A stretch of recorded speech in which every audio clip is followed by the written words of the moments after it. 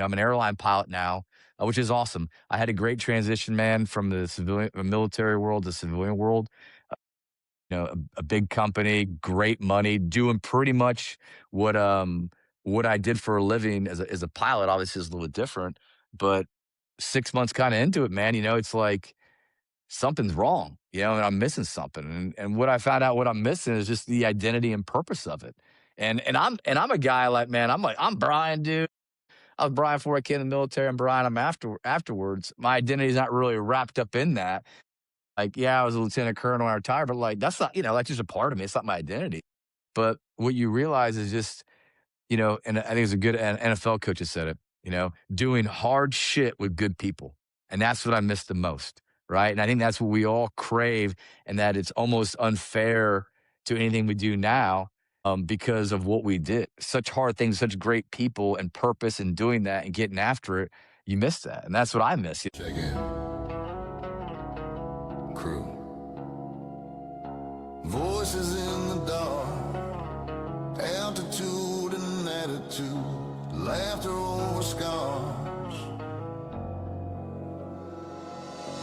Death on call, we ride that line together.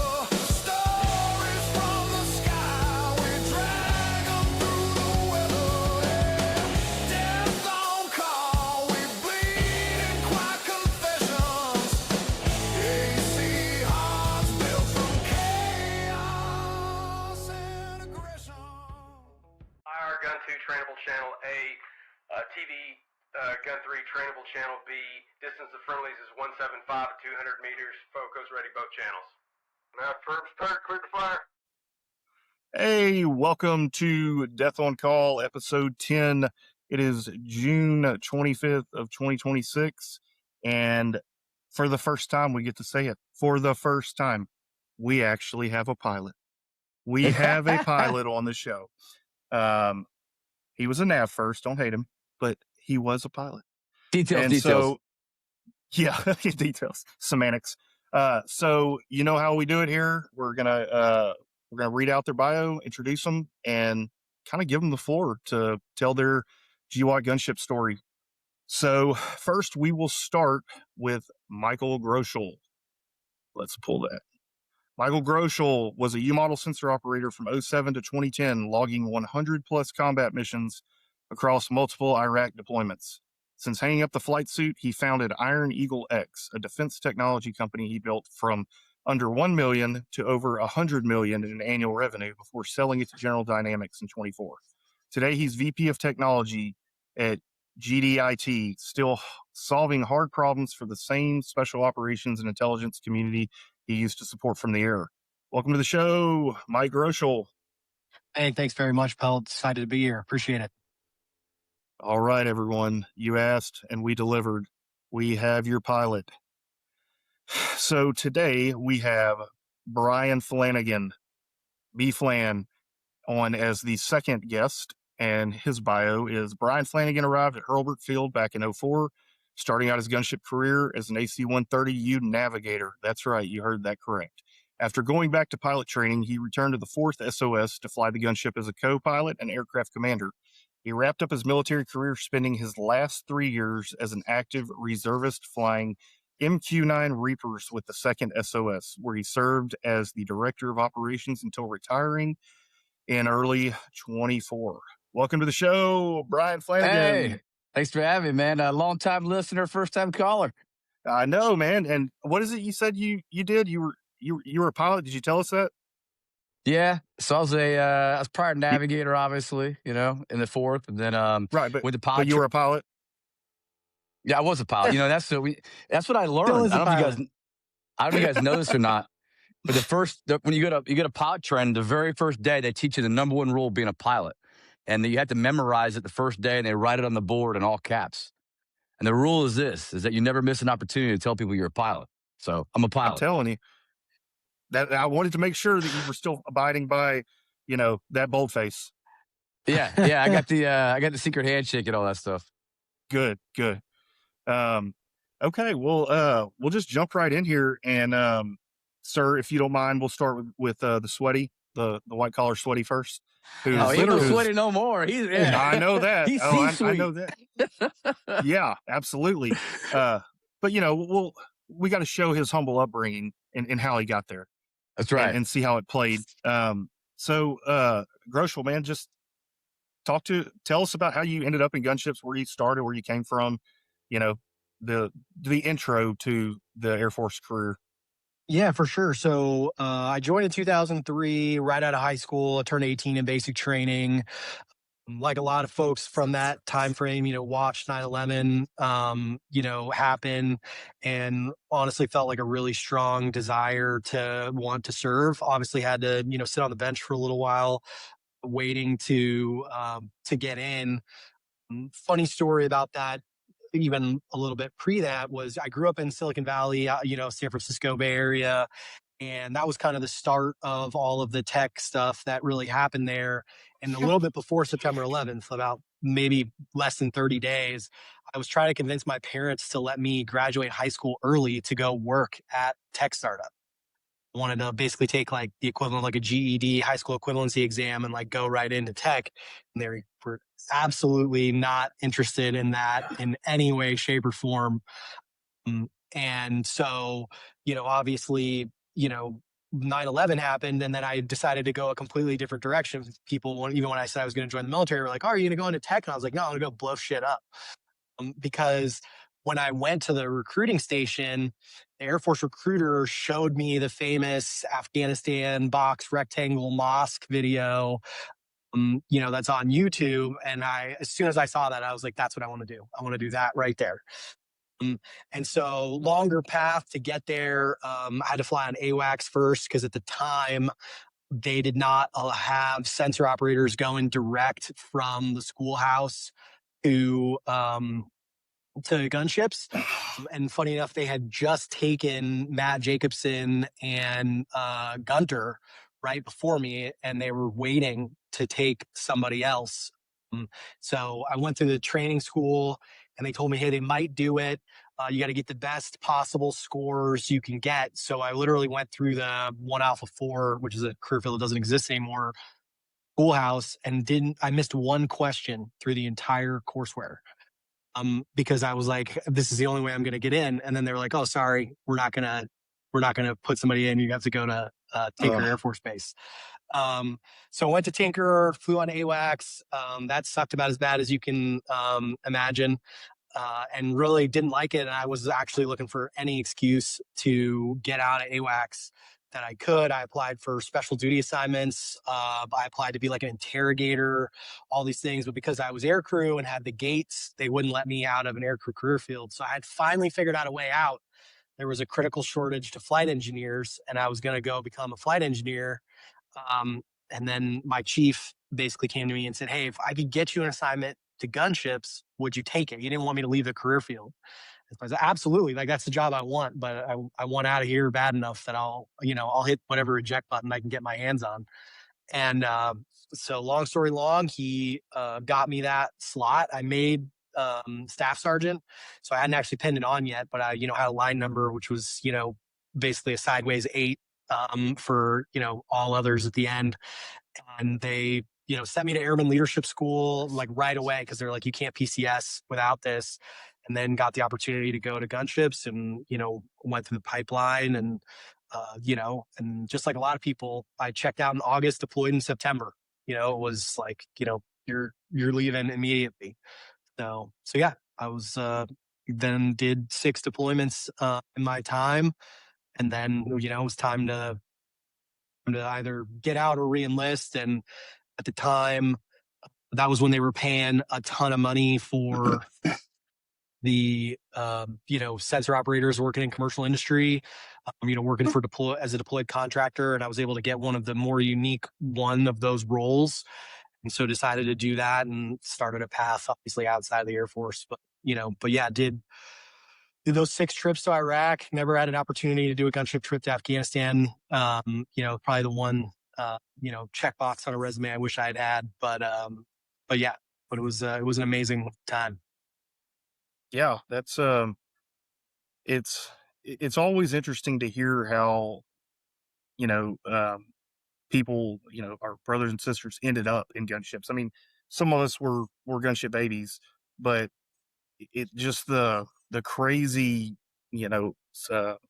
bowl of spaghetti that everybody has to take to end up to get there, and it's pretty cool to see that, and then to kind of see. I'm gonna let you talk to about it a little bit later.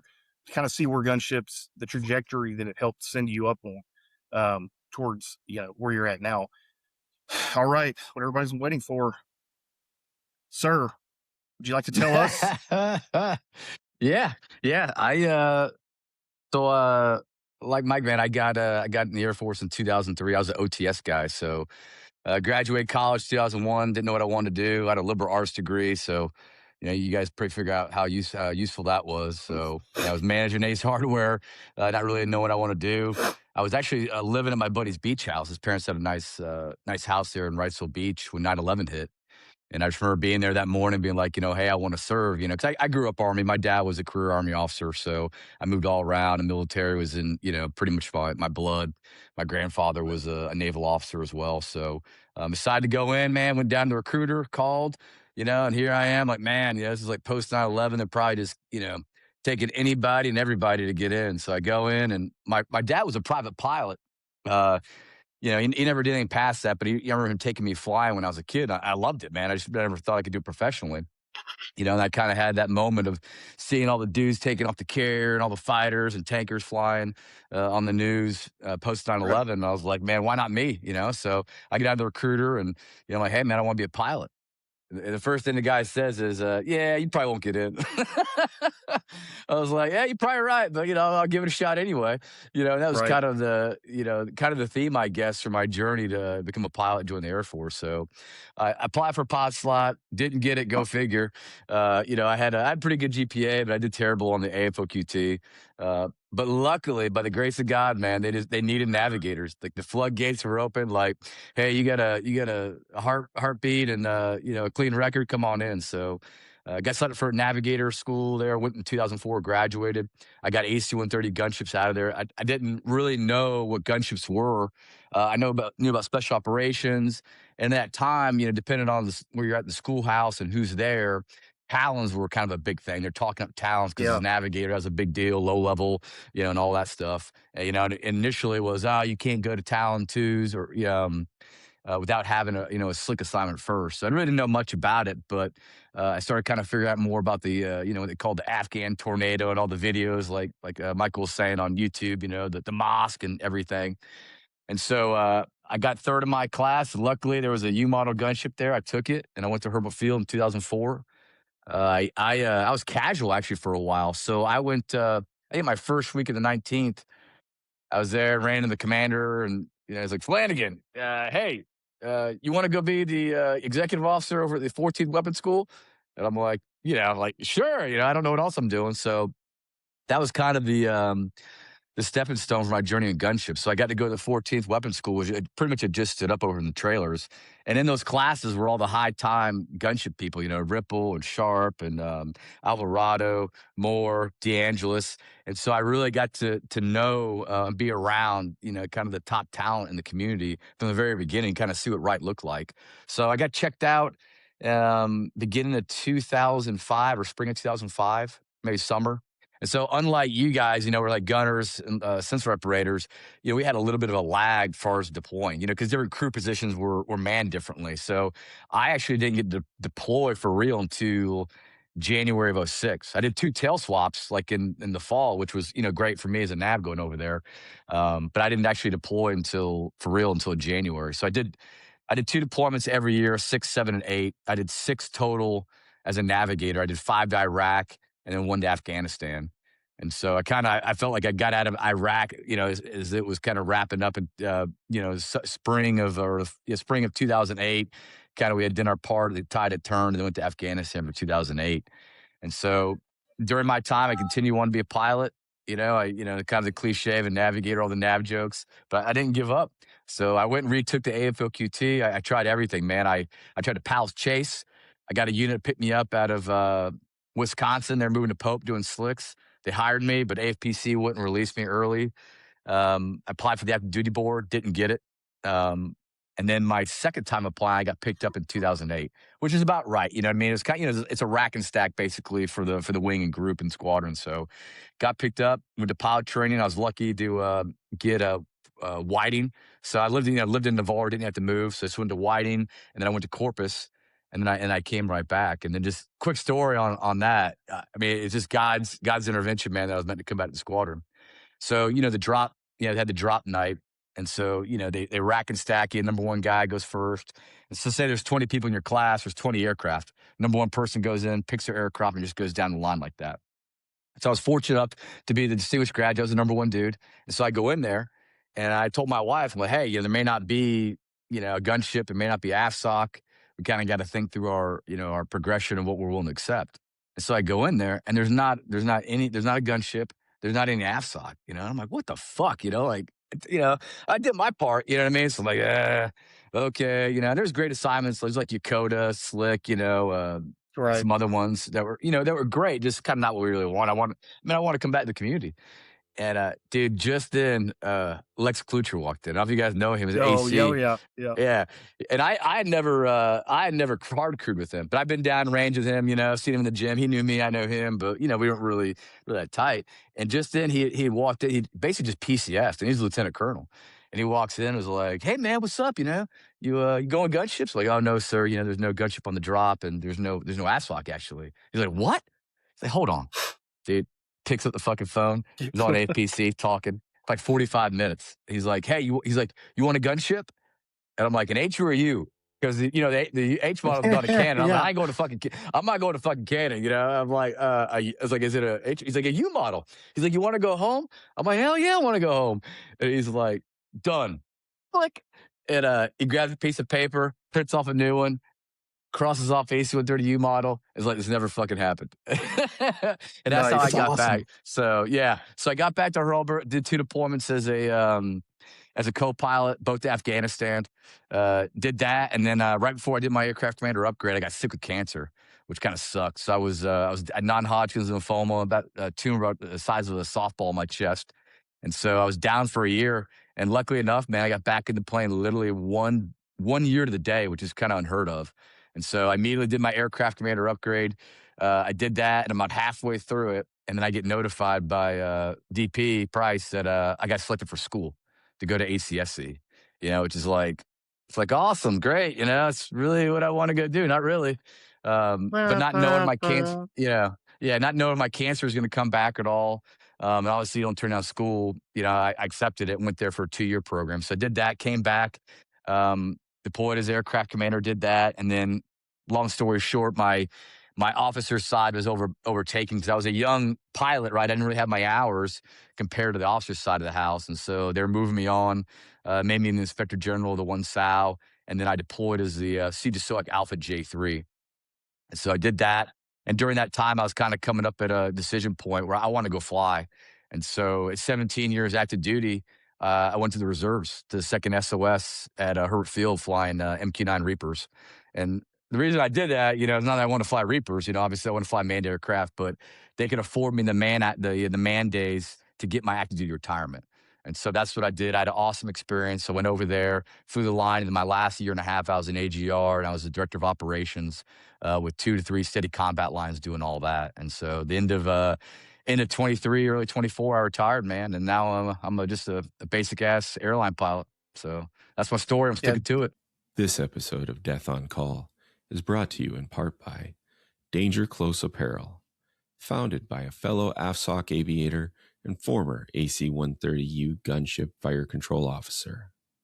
Danger Close creates high-quality gear that bridges the flying and special operations worlds. Hats, shirts, patches, and more that let you wear your story with pride. Whether you're repping the gunship heritage or just showing support for the community. Check them out at dangercloseapparel.com. Use promo code DEATHONCALL, one word, at checkout for 15% off your order. Danger Close Apparel, because some stories are worth wearing close to the fight. Thank you for supporting a veteran-owned business. So when like the it. drone crashes, do you really put a new quarter in, or how does that whole No, you process blame it work on the for rebooting? controller. You blame it on Got the it. controller. Yeah, Yeah. Yeah, lost which I Okay. got link in. and Yeah, dude, I won't get too much, but I get over there and I go through training and I see how easy it is. It's like, fucking laser on, like rifle. I'm like, what takes you guys so fucking long? Like, literally, this is literally like 10 seconds of work. You guys take 5 minutes for all this setup stuff, and that's a whole ordeal. But yeah, it was a good time. Yeah. yeah, dude.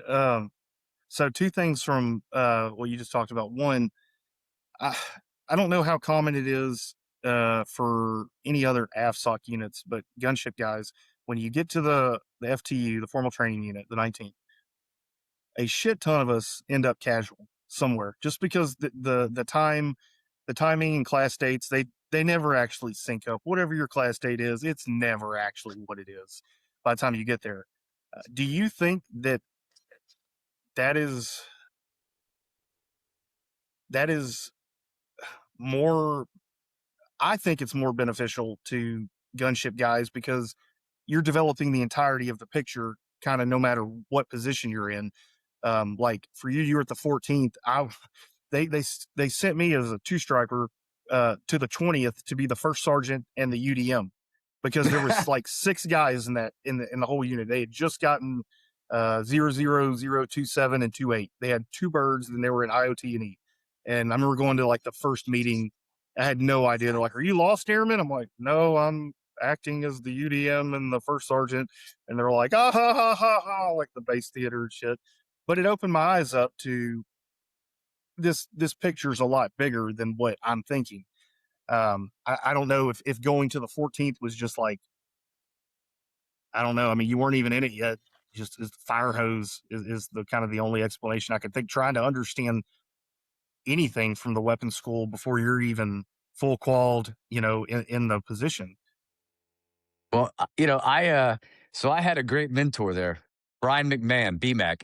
And so Okay, yeah, I got treated right. I got, the real story of, right, I'd say the old AFSOC, the olden days of what it used to be. And so, it wasn't like I was sitting in some briefs doing some stuff and kind of taking it all in, but not only did I get to see the gunship part of it, but I also got to see the towns, the 53s, right. putting it all together, doing Yep, SOFEX. They took me out to, I guess they called it ME back in the day, mission employment. I got to go to Vegas. And General Hicks was the squadron commander. So he ended up being the 2-star. But back when he was squadron commander, he was there. So I got to be around it all as kind of like a little brother. Yeah, no yeah, pressure, no around. I got to see what wugs were and how fucking hard that shit was. And just how smart those people were and how great it was. So I think it was good for me, good right. exposure to do all that. And I got to meet people outside just the gunship community.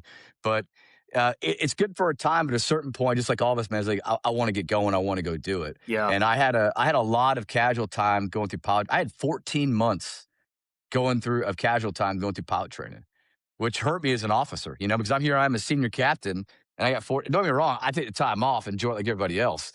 You know what I mean? But at right. a certain point, like that's 14 months of your core years that are going to affect your progression moving on.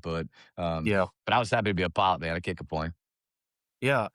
Well, and the other thing you mentioned, Lex Klucher, I will put him in the top 3 or 4 most aggressive pilots I've ever flown with. Like, would would break that aircraft in a defensive maneuver, and I'm like, it's not a fighter, it's not a fighter.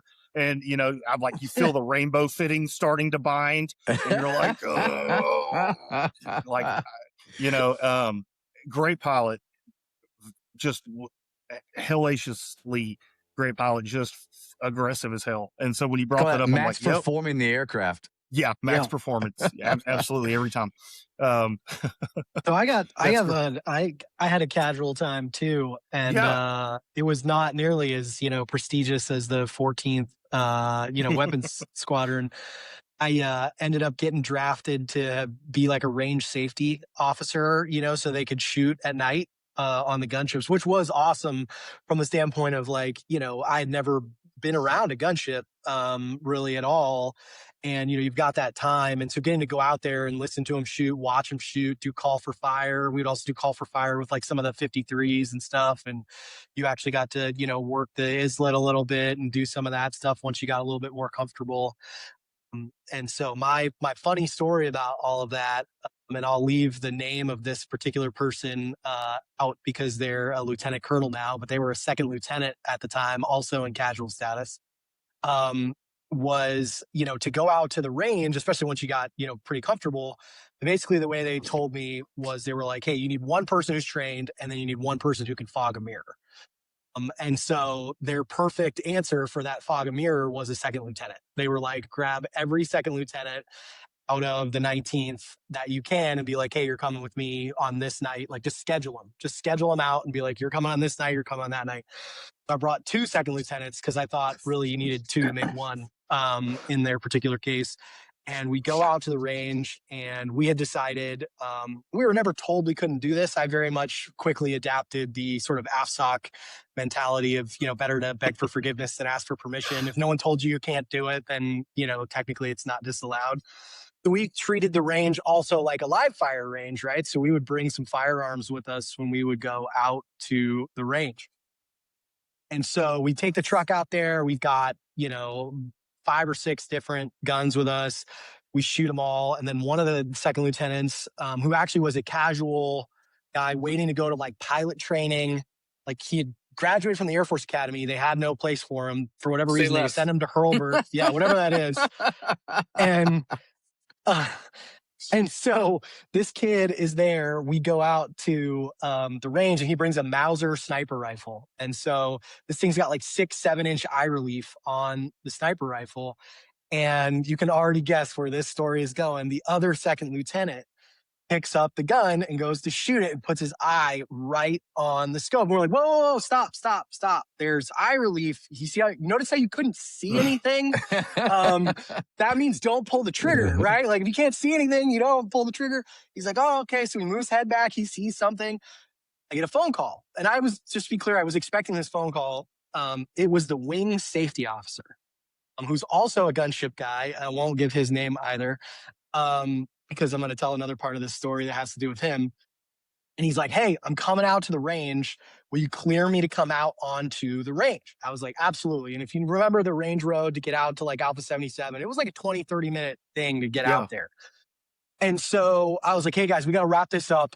The guy's coming. We got to put all the guns away in the truck. If they're just in the truck under the seat, I mean, he's not going to like inspect the vehicle or anything. I wasn't worried about it. So second lieutenant goes to shoot his round on this Mauser sniper rifle, puts his eye right back up on that eye relief, pulls the trigger, and that scope gets right up above his eye. Yep. And this, just go look for a gunship officer with a scar above his eye, and you will know who I'm talking about. And blood starts, there's blood starts pouring down his face, right? It's like the old professional wrestlers, they'd cut themselves with a little razor. Like, that's exactly what happens. So blood is just gushing down this lieutenant's face. And, so I'm like, okay, go get this safe, the first aid kit out of the truck. And I'm trying to clean this dude up and like put pressure on it. And so, and I clean up the guns. There's, blood on the freaking, the range tower now. And so I get him to hold it, and finally enough compression. By the time this guy gets out there, the bleeding is stopped, but he's still holding this like bloody thing to his forehead. I'm like, it's the range, like the wing safety officer, like of all people, right? Like, here I am, like imagining, I hadn't even put on my, my E5 stripe yet. I was waiting. So I was like, oh my God, like I'm just lost. E4 walking on eggshells. I was like, I'm done. And so he comes up, we're at the bottom of the stairs of Alpha 77, and he looks at us and he sees the guy, and he's like, what happened to him? I was like, stupid second lieutenant fell on the stairs and cut his face. And he was like, makes sense. And he just walks off like it never happened. And then the real point of that story about why I think he never really got curious, and like my, little steel lawyer brain had clicked on in case this ever became an issue, was who he brought with him. He brought his girlfriend out to the range to see a gunship shoot. And I remember thinking, as I met this girl who was not in the military and was out there to just, watch the show, I was like, there's no way this goes bad. Like, I was like, I'm good because you did something worse probably than I did, or there's at least some mutually assured destruction here. Like, I won't tell on you if you don't tell on me, right? Yeah. Like, so yeah, so that's my casual Well, time was as a range safety guy. the funny thing about that is most people would think that's a one-off thing. I can count at least a few on this hand that have had the same interaction with a girlfriend on the range and getting nailed for it. And we've had actually some restoration and some relationships with a couple previous guests who one was responsible for the other getting in trouble for the exact same thing with the girlfriend. It's just so common. I mean, everybody wants to know why their damn windows vibrate. Well, you got to be on the ground out there to Yeah. see it. I You know, remember calling my brother that same night on the phone to just kind of tell him about the insanity that had gone on. And he's never served in the military, older than me. And he's like, "What is that sound in the background?" And I was like, "Oh, that's a 105." Like, I was like, "Hold on, here, 25 will be any second. Just here, I'll put you on speakerphone." So yeah, that was such a cool part of what we got to do, was getting to go out there Oh yeah. and do that. I had an Nope. opportunity in one of the training flights that I did. We were flying out of March Air Force Base supporting the Marines out at 29 Palms.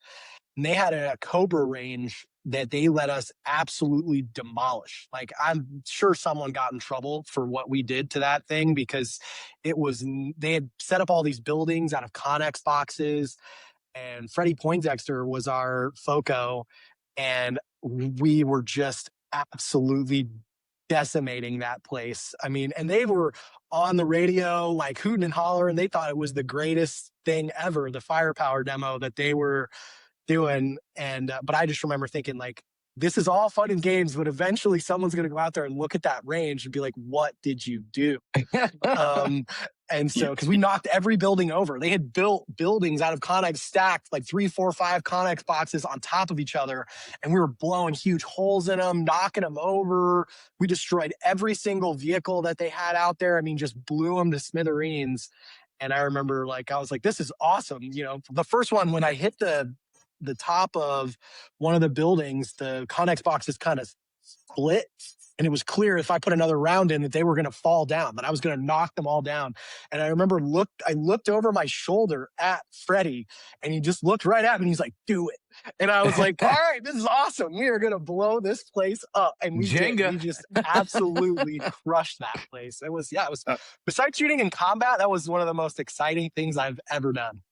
Well, I mean, that's what happens when you're chasing that damn robotic scorpion around out on the range. It comes up everywhere, and you got to hit it with a sabot round everywhere it pops up at. That's right. Yeah. So may have to edit that out because I don't know. We've yet to have get an ADC to give us an answer on the statute of limitations on shenanigans. But I'm not really worried about it. I can afford I it. think it's. Tell I love it. him to come after me. I can Yeah. afford Yeah, it. that's right. Bring it. I love it.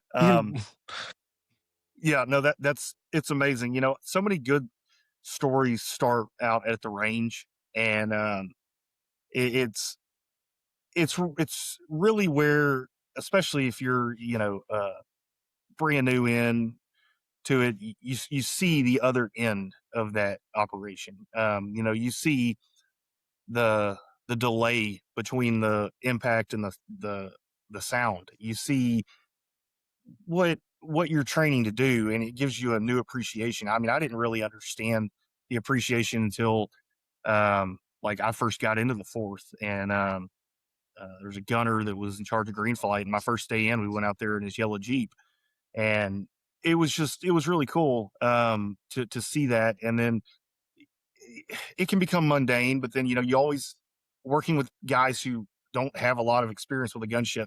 That's always fun because they get so hyped up about it. And I'm sure you have tons of stories, Flanigan, about during your nav time working with guys who had never really worked with a gunship before, calming them down. And it's funny, we kind of crossed the story when I had Jeremy and Tracy on a while back. Yeah. The French tick. And dude, I'm telling you, man, that was a shit show. Dude, yeah, I mean, I tell that story all the time, man. I honestly, we don't do it justice, and I don't. Yeah, I heard. I don't know how much they kind of got into it, but long story short, we got daylight launch, like woken up, just like fucking wake up, run to the plane. We're like, what? They're like, just run. Like, where are we going? Like, we don't know. Like, some French guys get overran. It's good, and it's honestly good talking because a lot of it's like trying to put the pieces together. And I guess this is Right. like what? This is like almost 20 years ago. I was 18 This years was ago. 08. Yeah. Yeah, It's- yeah. And So- I just remember being like, and I remember running, like not running, but you're going, getting our shit and cranking. They're like, hey, head east, and eventually it was 2 valleys over in the Tagab Valley. And I mean, I just remember being I remember thinking like, somebody's got to know what's going on. Like Nope. we're the assholes, like we don't know what's going on. Someone's got to know. And it basically just, roll up overhead. It was like literally like gunship, like the gunship 101 we love, man. Here's a frequency. I didn't think we had a call sign. We had a frequency and a grid. And it was like, good luck. It was gunship freestyle. That's all it was. Yeah. And it was like, hey, what's up, man? I'm Hammer, and some French Are shit you gets a on. boat on a helicopter? Yeah, hello. And I remember being like, we are AC-130 guns. Oh, AC-130. I'm like, yeah, but we have guns. And he's like, so you're artillery. I'm like, no. And I mean, we went round and fucking round. And the best part was that, from what I remember, right there, that ODA team that got woken up, and they're coming up probably with, I think they're Afghan soft dudes up the up the fucking mountain. And I remember getting hold of those guys and their frequency. I'm like, surely these guys know what's going on, because we're trying to figure out. And dude, they got fucked up. If you look back, they had 10 guys killed. They were starting to win. They basically got overran by over 100 Taliban guys. And we don't know where their guys are at. They don't have capability. Like, we're just trying to we finally start finding them and like the battlefield and what's going on. And anyway, I get a hold of this ODA dude, JTAC, and I'm like, okay, this guy's got to know what's going on. He was a SOTAC. Yeah, I remember, because there was that argument with FOCO. Oh, yeah, is he illegal to shoot? Oh, that's right. It was Jeff arguing with Brad, and then Jeremy getting involved, and then you just being like, like cut the shit. Like, can he or can he not? And then it was like Lieutenant Colonel versus Major, and AC versus FOCO, and it was, oh God, it was. For someone not having a screen in the back, and you're just listening to the chaos inside of this, and this went on for a long time. Forever. Can he approve the shoot? Can he legally do it or not? And just, we always try to err on the side of caution, and we want to be legal doing it. But that whole night was just a goat road. I mean, it was herding cats. The guy had no clue where his team was amongst the mountains. No idea. The ODA guys, and funny, I call him like, what's up, man? So, tell me all about what's going on. He's like, bro, I just got woken up. I have no idea what's going on. Literally, I'm just in a fucking convoy going up here. Like, I was thinking you actually had all the information. And so I think there had been a fighter or two overhead, maybe done some drop, but they had yo-yoed and fucking, ran out of gas, bingoed out, moved on. But and that's what I learned. And just like you guys, probably like every CSAR, every, tick like that, just straight fucking chaos. A lot of the times you're like, somebody's got to know. And then all of a sudden you start going through it, and then you start realizing like, wait a minute, we're actually the ones that know the most right now. And so having to pass that back up. But, a lot of that too, we just kept moving forward, man. We just kept moving forward. It was painful as fuck. But guess what? We caught those dudes coming down the backside of that fucking mountain. And remember, we caught like 12 or 15. Yeah, they were carrying like a stretcher. Tell. Yeah, it's a stretcher. We thought they had a dude. They wanted a PID of it, and I just remember hearing you and Jeremy, like, I can't tell if it's a shovel or if it's a Mosin Nagant or what the hell it is. He has something. I don't know, because our sensors sucked then. This was 2008. Yeah. The Q26 did not have that capability whatsoever. Little scrambled porn TV. Oh, speaking of that whole trip, and I remember when you got the XJ2000 flight computer, and it had all kinds of corruption involved in there. Oh, yeah. The NAS computer. Yeah. My favorite. Yeah. That was wild though, dude. But we hammered those dudes. And I know you don't get too much into it, but the best part about that was they came down, and we thought they had a guy in a stretcher. They put it down and they opened up the blanket. It was I think it was a Dishka, it was a crew serve weapon. Yeah. And that was like the green light, is like, oh, we got these dudes. And I remember, dude, We waited till all those dudes got by the fire. They were yucking it up, warming their hands, dude, and we just absolutely hammered those dudes. And then I also don't even remember we caught the rest of them. It must have been 100 guys in the backside of that mountain marching in Yeah. formation, and they wouldn't clear us on them. And we're like, dude, these are the guys. I'm like, oh, we don't know if they're Afghan army. I'm like, dude, these are them. And I mean, granted, it was all over that point. I guess the risk of smoking a company of regular Afghan army guys as opposed to Taliban and not knowing was too big of a risk. But I mean, but we had already, I guess, made a name being there with Jeremy taking out all of the power to Kabul when he clipped that line. And they told us very clearly in no uncertain terms, there is one thing you will not hit, and it's that line. And he was trying to hit a dude like in the culvert underneath, and man, he came in and just shredded it. And I just remember looking out the back of the bubble and watching the rolling blackout happen over Kabul. dude, I have a reputation that, man. I did one on Ripple's crew, my second deployment, where we lit up Solder City, and they had the what is it, the propane, the black market propane. Yeah, and they kept them all on the roofs. And so the 40 just smells it, man, just goes right for it. But yeah, that'll happen. I love it. I love it, guys. Okay, Grochol, I want to talk about your first trip. Yeah. Tell us about it. So I think, one of the things I was an IR. Yeah. Okay. And so, the funny thing was when I went through the schoolhouse, I obviously, and this is a good thing, like I really wanted to be there. And my first day when finally got out of casual status and went into, to training, Doug Duryea was the instructor. And this was, when I went through was when, the sensor washout rate was about as high as it had been. It was over 50%. And I remember those guys, the blue suiters at the time, they wore that as a badge of honor in a lot of ways, that the washout rate was that high.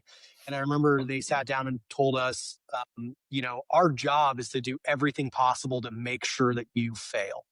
That said, if you make it through training, you're going to know that you deserve to be here. And as a guy who came from AWACS, which is the ultimate participation trophy in, aircrew training, like you just show up and you pretty much make it through the pipeline.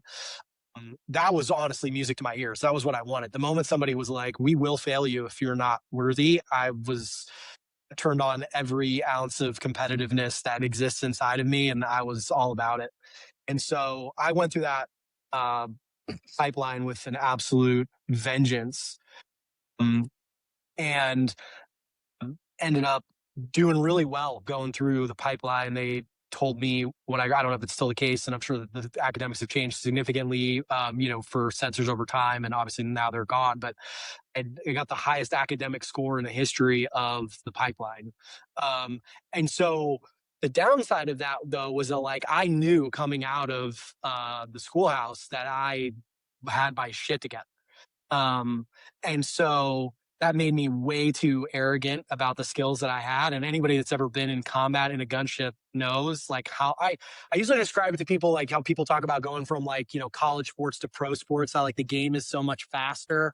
That's what it's like going from training to combat. Combat it's so much faster. It's obviously significantly more violent. There's no scenario you ever see twice. All those things that you prepare for in training where you're like, oh, they're about to trick me here. That's not how it works in combat, right? You can't they don't telegraph the punches in the same way. So, I had a really hard time on my first deployment. It was just so much harder, so much more trying to understand what was going on between listening to all the radios, figuring it out. And then, not to make a bad problem worse, we had kind of a shitty crew, to be really honest. It was funny. I got sat down by some pretty senior sensors halfway through my trip, and they were like, hey, yes, you suck, but 2, your crew is absolutely terrible. And we have definitely dealt you a pretty shitty hand. And funny enough, they offered to switch me off of that crew to the other crew. And I said no, which honestly was probably a mistake. I probably should have grabbed that lifeline the moment it was thrown at me. But you've got some pride in that, and you're like, no, I'm going to figure it out. But I remember coming back from my first trip, and I'll tell a story about my first real shoot here in a second. But I really wondered if Gunships was the place for me. I mean, going from probably the opposite of being, called the number one draft pick in some ways, thinking you're going to be great, and then just being shitty, right? Like just really not being the air crew member that you want to be, was a pretty, strong, mental load for me to carry.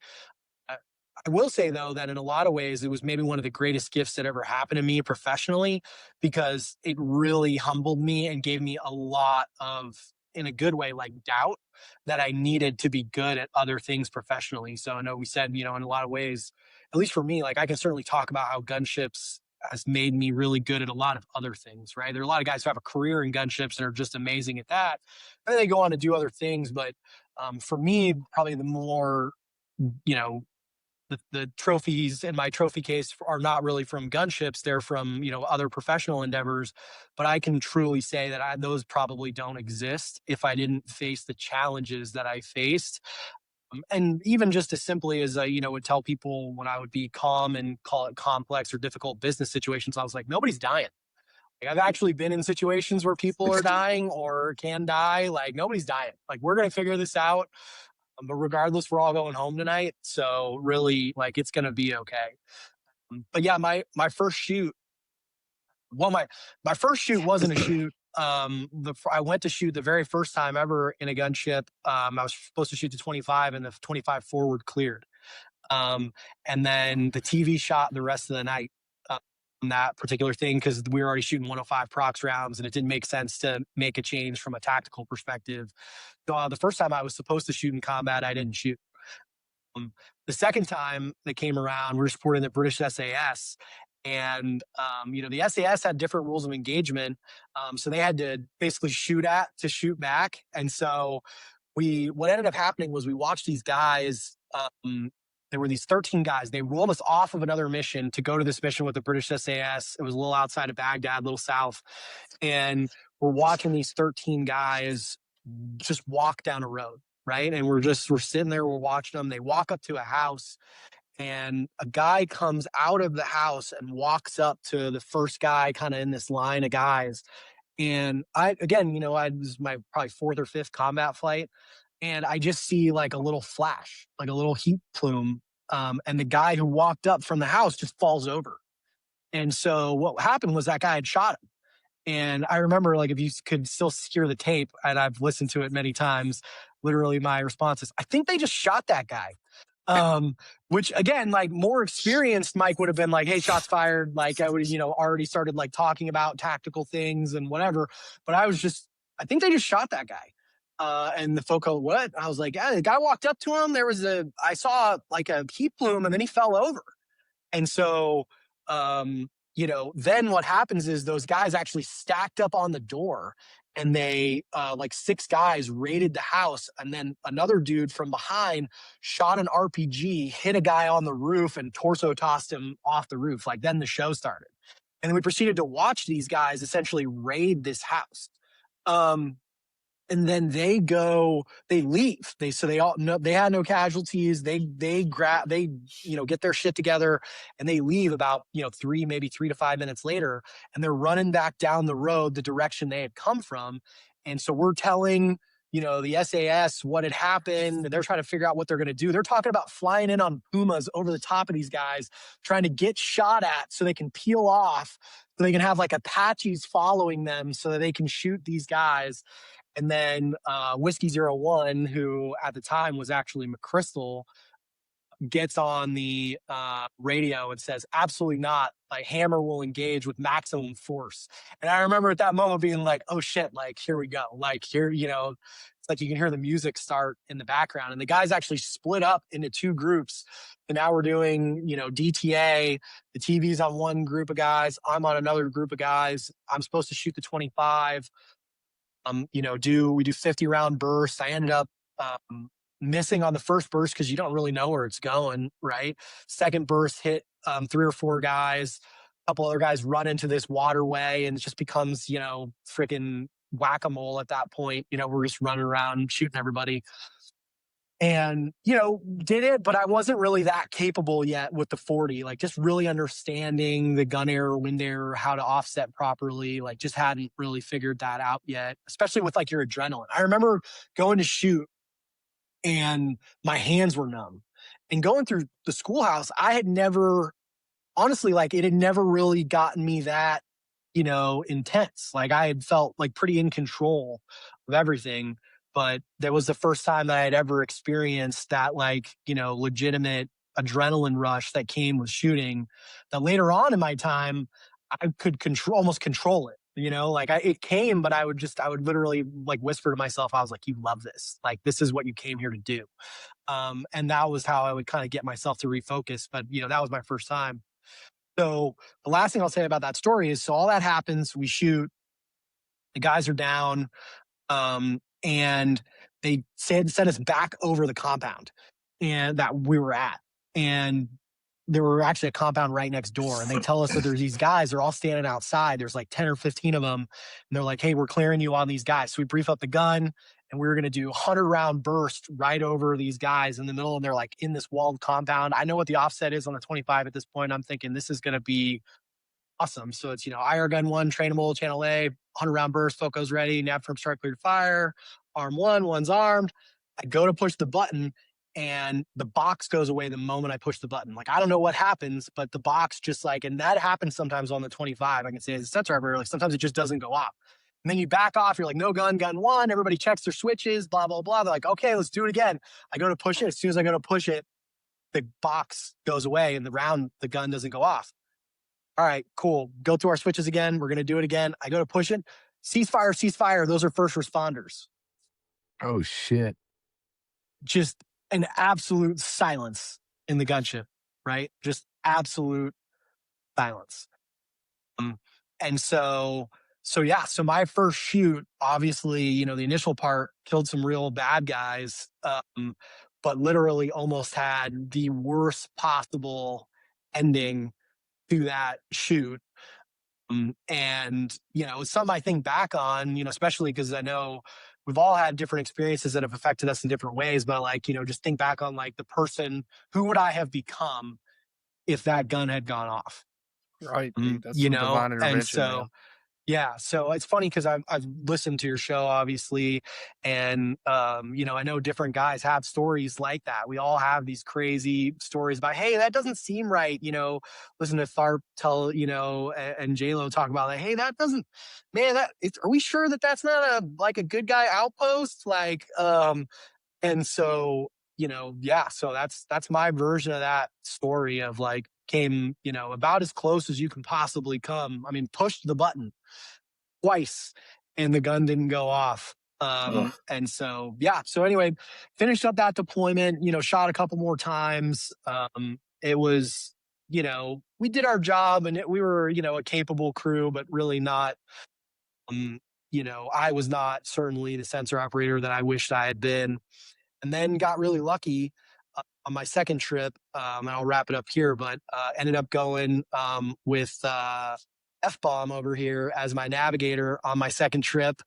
And just a really good crew across the board there. And, we experienced quite a bit, including a tick where we got up and, flew across the country and did some crazy stuff, and diverted to, Alias Salim. Yeah. Did some Steel Horse as I Ride on Rock Band, with no patches, watching the whole base, just look at this air crew with no patches, no hats, no reflective belts, just walking around like we own the place, literally taking over the BX Rock Band Xbox. So yeah, that definitely reset my life and trajectory. And, I think ultimately when I got out of a gunship, certainly was a value added crew member. I remember Leo Modelski telling me that like, the greatest thing that you can want to achieve in gunships is to be somebody that people want to be on a crew with. That is really all you're trying to achieve. And I remember him teaching me that on my second deployment, where one of the guys, his dad passed away, and I ended up during our crew time or, our plans time, I ended up still flying. And so I remember flying with that crew and during my second deployment, and that was the most senior crew ever because one of the guys, it was his deploy or his retirement trip as a gun crew. So he basically let him pick the whole crew. And anyway, but that crew really, I remember just sitting in the corner and shutting up because I was like, I do not want them to even talk to me because they're just going to tear me apart. Um, but yeah, it was reset my entire career in gunships. But the trial by fire and the humbling from the senior guys to as good as you think you are, it really does something for you, though. I mean, it really ignites just such an intense fire to be. There's legends in our community. I mean, you have folks like Mark Johnson, R.I.P. and and gunners hold him in such just a different regard. Yeah. And you have insert crew member in there. You have guys and gals who just absolutely, they're just on a different level.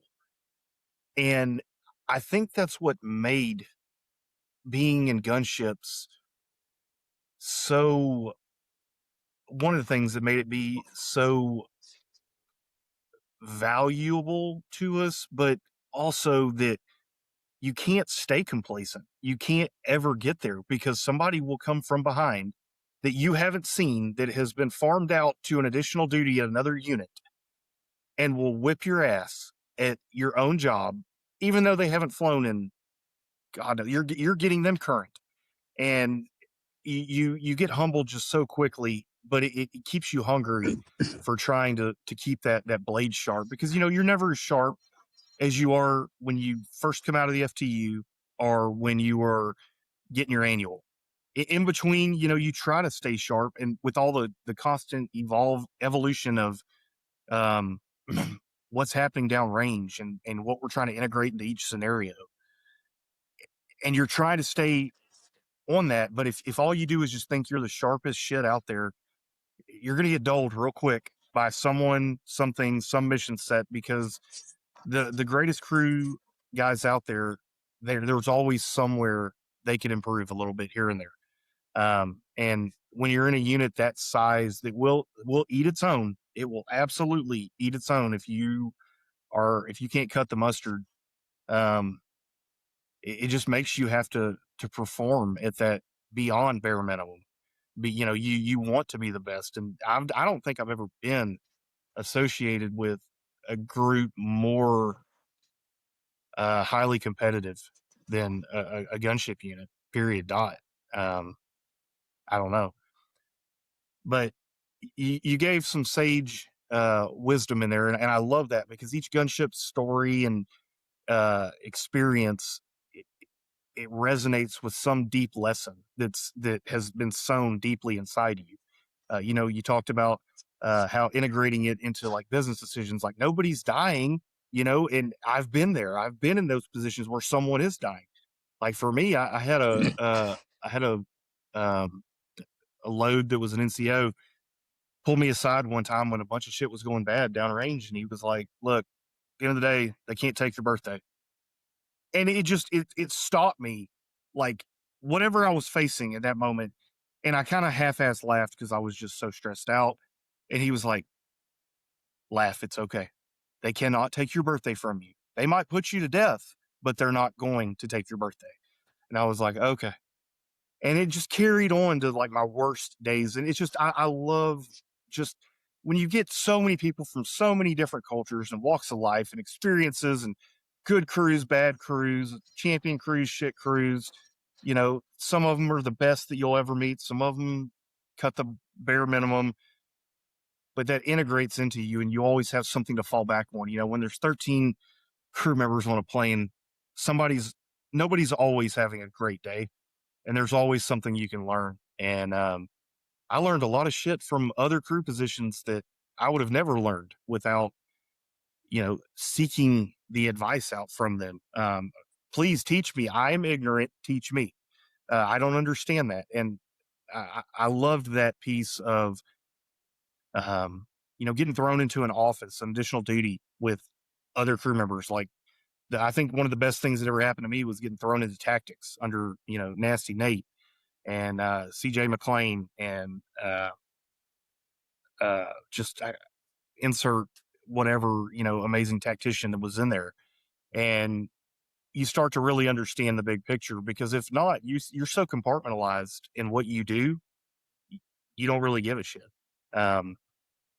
But no, that was deep, Mike. That how you carried that and put that out there, and I appreciate that. B Flan, let's talk. I know you're a pilot now, but we started as a nav. So let's talk about your first few as a nav, and then rolling in as, young nav. Yeah, well, I just want to kind of piggyback on what Yeah. Michael said, and that's I couldn't agree with you more. And literally, when I retired, that's what I said, is that all I ever want to be was when someone was picking crews or mentioned my name, that they wanted to crew with me. And that's, again, I mean, it completely resonates with me. It completely is 100% accurate in my opinion of our community and what it is. And that's what I loved about it. And I learned it very early, going through the FTU, the 19th as Navigator. We had an E8 sensor operator. I think he came from AWACS or somewhere, and I don't think he realized what he was getting into. And I remember they washed his ass out. And I remember just thinking, like, damn, if they're willing to wash him out and do that, like, they ain't playing around. And I know exactly that's who what I that love. is. You know who it is? So, it's funny, just a quick story about that, and sorry to interrupt your story. He No, you're good. was an Go ahead. instructor, the schoolhouse, when I went through the schoolhouse, to go through, right? When I was in going through and then ended up going to AWACS, he was an instructor there. And I know a little bit about that story, and essentially two things happened. One, when I didn't get a gunship slot, he kind of rubbed it in my face. And I remember his entire attitude when he did that. And I remember thinking, like, I don't know those guys that well, but I had met a few gunship guys, because you meet them through some of the training, like the aircrew undergraduate course. I'd met some gunners and stuff like that. And I just remember thinking, I don't know that community that well. I know it's where I want to be, but I don't think that's the attitude they want there. I don't think the attitude they want is somebody who feels like, they're better than the system. Yeah. And they want people that want to go there and want to be part of it. I remember when I did, which was technically illegal, but they did like a phone interview with me before I actually got to go to gunships. You technically not allowed to do that. But I remember it was Senior Master Sergeant Sampson, RIP. I didn't actually know him, but I had spoke to him on the phone a couple times. But he asked me, like, well, why do you want to come to gunships? And I told him, like, I want to blow shit up. And he remember telling me, he was like, well, you might end up going to Cannon. I was like, you could put this thing on the dark side of the moon. I was like, I want to fly in that aircraft and go into combat. That is why I'm signing up. And he was like, that is the right answer. You can come here now. And after that, all the waivers that had to get signed and whatever all happened post that thing. So yeah, I think you're exactly right. Like, there is a desire to want to be there and a desire to want to have an impact on that mission, an impact for those guys on the ground.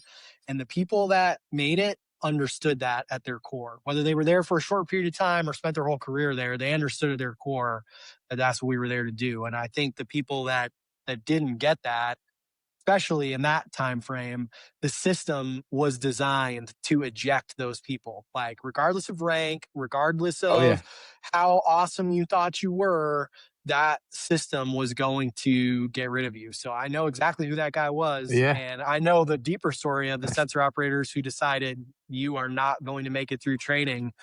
And so, cause he told them, he just, he's like, I'm going to get here, I'm going to do 1 or 2 deployments. And then, I'm just really using this as a springboard to make chief. And they were like, absolutely not. This is not the place for you. Yeah. You will not make it through another training flight. And he did not. That sounds about right. And that's what, and don't get me wrong, you sensors, man, you had a haze. I mean, that was part of it back in the day. And I can say it because, dude, I went through the 19th, what, 1, 2, 3, like 4 different times. You know, I was a navigator, instructor navigator, co-pilot, aircraft commander. So, you know, I did my time over there. And, you know, don't be wrong, a little bit of haze, but, you know, we needed that. And that's what I liked about it is that that's all that mattered was your performance in the aircraft right now. Nobody gives a shit who you are, what rank you are, what you flew. Even me, when I came back as a co-pilot, you know, I was like, dude, you know, I remember people make jokes like, "Oh man, you gonna tell those navs in the back how to do their job?" I was like, "Hell no, dude! I got my own problems up here. I'm trying to figure. Like, I'm not saying a word. Like, I'm Yeah. over here as a co-pilot. Like, I'm gonna, you know, never miss an opportunity to shut the fuck up. And that's what I'm doing right now because I know, you know, and like no one cares. I did like 6 deployments. I think I had like 1,700 hours as a nav. I think like 1,100 or more combat. You know what I mean? I was like, dude, I don't know shit. I'm here to serve, and I just want to perform because I want to be that way. And that's what I love about the community.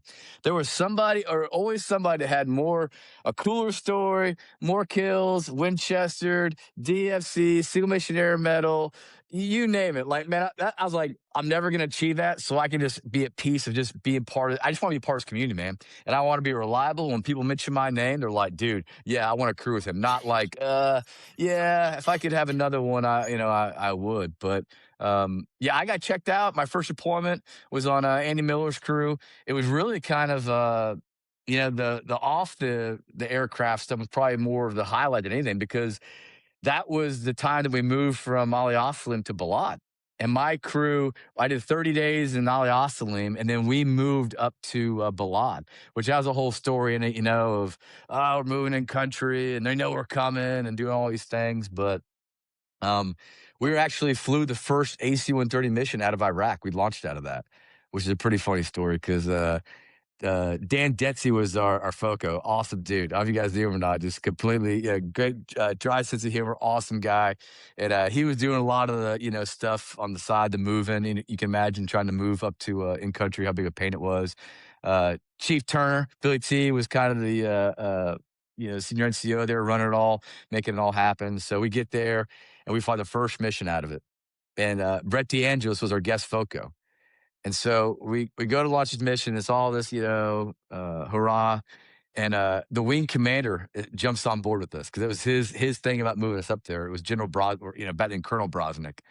And so I tell this to Brett too because I remember laughing because, you know, wearing our gear, you know, that was an acquired taste depending on how new you were, how much, you know, nobody's really wearing their combat gear, their helmets and shit.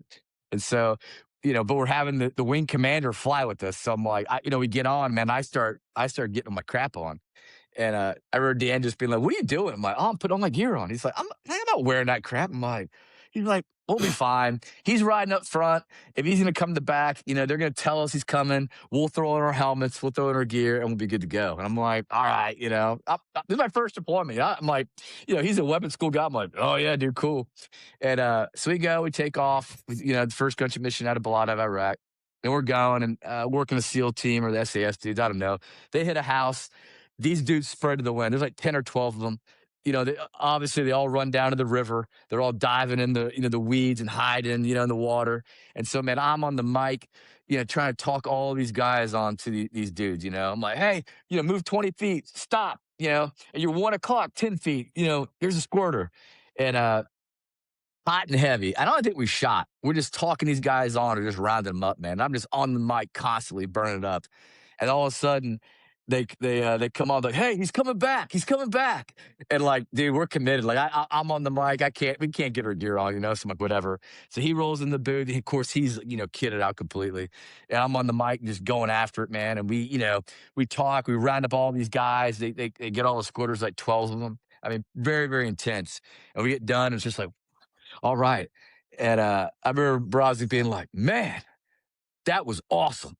Dude, you guys just did an outstanding job. Man, that was incredible.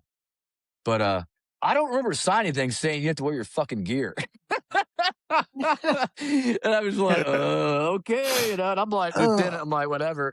And so we go and we do the debrief, and you know, he's like, man, great job, you guys killed it, whatever. And then he's like to Andy Miller's like, let me see you outside real quick. Everyone's like, "Oh shit, here we go." So Oh, he's getting that's stood up, terrible. do whatever. So I laughed my ass off because, great off lieutenant that day, but I couldn't, like I wasn't in trouble. But that was my story for the first gunship mission. But we only shot one time. I think we did some crowd fire, which obviously, as gunship did, don't really count that. But I shot one time. We shot one dude in a box. This guy ran from my house, went down by the river like they all do, and I think technically he was a barricaded shooter. He was receiving rounds from there, but we dropped like 3 or 4 105s on it, and disintegrated it, and that was it. So I really had a nice, like, I don't say easy one, but it was a softball shoot where, okay, I shot, we killed a dude, I got in the club, do whatever, I got my 105. But besides that, it wasn't really that kinetic as it was. Later on, my second deployment, I mean, I definitely got it back in Solder City and some of the other ones where, I got to see obviously what the master's level of stuff was. But yeah, no, I loved it, man. That was, first deployment, the move and all that stuff. And then, again, you don't really understand the crew dynamics of what's a good crew versus a bad crew, until you've been on ones you're like, that was an awesome crew. One crew that's like, it was all right. But no, that was my first one. Hey, so how come I have a similar Brett DeAngelis story about not wearing gear with a DV? Apparently, this guy was doing that all across I the also theater. like to live dangerously. Yeah, I it too. was. I'm like, So yeah, mine was Joe Votel, who was a 1-star at the time and ended up becoming a 4-star commander. But yeah, we ended up flying with him, and Brett was our FOCO. And Big Daddy was the commander, and Big Daddy, really liked Brett, and Brett was a fantastic FOCO, so no doubt why. And my funny story about that was Brett and I were just in a fun way. We're going at each other that deployment, just absolutely like crazy. And I remember I was going in to get the DVRs. You had to put them in the case and bring them out there. oh yeah. And I go to get the DVRs out of the safe, and General Votel had rolled up, and he got introduced by Big Daddy. Big Daddy brought him out and introduced him to Brett because he was going to sit in the booth. He was going to sit behind us. And so we were all like, crap, we're going to have to wear all our gear and blah, blah, blah. Wear boots. And yeah, exactly. And so I remember I grabbing the DVRs and getting ready to go out to the plane, and Big Daddy introduces Brett, and he's like, I'm not going to do Big Daddy's voice, but I want to right now just for the record. Yeah, but he's like, yeah, well, this is one of our best and brightest. This is Brett DeAngelis. And he called him his best and brightest in like this very long, drawn out way. And I remember I just literally laughed as I walked out of the alert facility. I was just like, ha! And I just walked out. And I called Brett best and brightest for the rest of that trip. Like anytime anything happened, they were like, what should we do? And I'd be like, I don't know. Ask the best and brightest over here. How are we going to solve that problem? And oh man, the moment it happened, he looked right at me and he knew that I was going to use that against him forever. Like that was never going to die. Because we called that crew, Goldberg was our pilot, and we put our name on the board as Goldberg's Dog and Ponies because we had Brett and Big Daddy liked him so much. We had 4 or 5 different times that we would fly with different DVs on that trip. I had never done that. I'd have, whatever, a guy from the 10th Mountain come fly with us for whatever reason. You don't really give a shit, what they see or whatever. But yeah, because of that, every person that wanted to fly on a gunship was flying on our gunship. So we called ourselves the Dog and Pony Show. And yeah, it was a good time. But yeah, so I remember we started off on helmets and we were 15 minutes into the flight and Brett's like, FOCO's going on headset. And he just took his stuff off and just went on headset. I was like, wait, we can do that? Awesome. So I remember we switched over to that and General Votel didn't give a shit. We ended up shooting that night. Like it was pretty cool. But yeah, it was good time. So yeah, but apparently Brett was out there taking his gear repeat off offender in front of all the future generals. Yeah. It's amazing and ironic in so many different ways, but to see the different ebbs and flows of GWOT, depending on the years and what you saw. Was our Afghanistan trip your last gunship rotation, Flanigan? As a navigator, Okay, yeah, yeah. I did 10 total. I did 3 more as a 2 as a co, 1 as an aircraft commander, Okay, and then, I did 1 as a staff weenie, and then, but the last week I got to fly for the last deployment of the U model. So I was out there. I got to fly basically the week prior before it leaving. nice. Okay, so I'm young and dumb, and I'm fully expecting to go to Balad, and at the last minute they tell me I'm going to Boardrooms, and I'm like, okay. And I look at this crew, and I know a couple people on it. But there's this boisterous Nav that's just loud and like he's like party boy, like let's go, let's go. And like on the rotator over there, I'm asking questions, and this Nav's like, you don't worry about any of that shit, load. We're not gonna shoot. We're just gonna fly a bunch of blank orbits. Like, we're not shooting, obviously. And I was like, okay. Oh, he can't defend himself. Um, and so I'm like, okay. And so we get over there, and um, man, you and Jeff were like glue. As soon as we got there, like you like the first day you come back from the gym, and you're like, Oh, yeah. hey, Guns, don't worry about going to the gym. And they were like, why? And you're like, because me and Jeff just blew it up and all this shit. And I'm like, what the hell?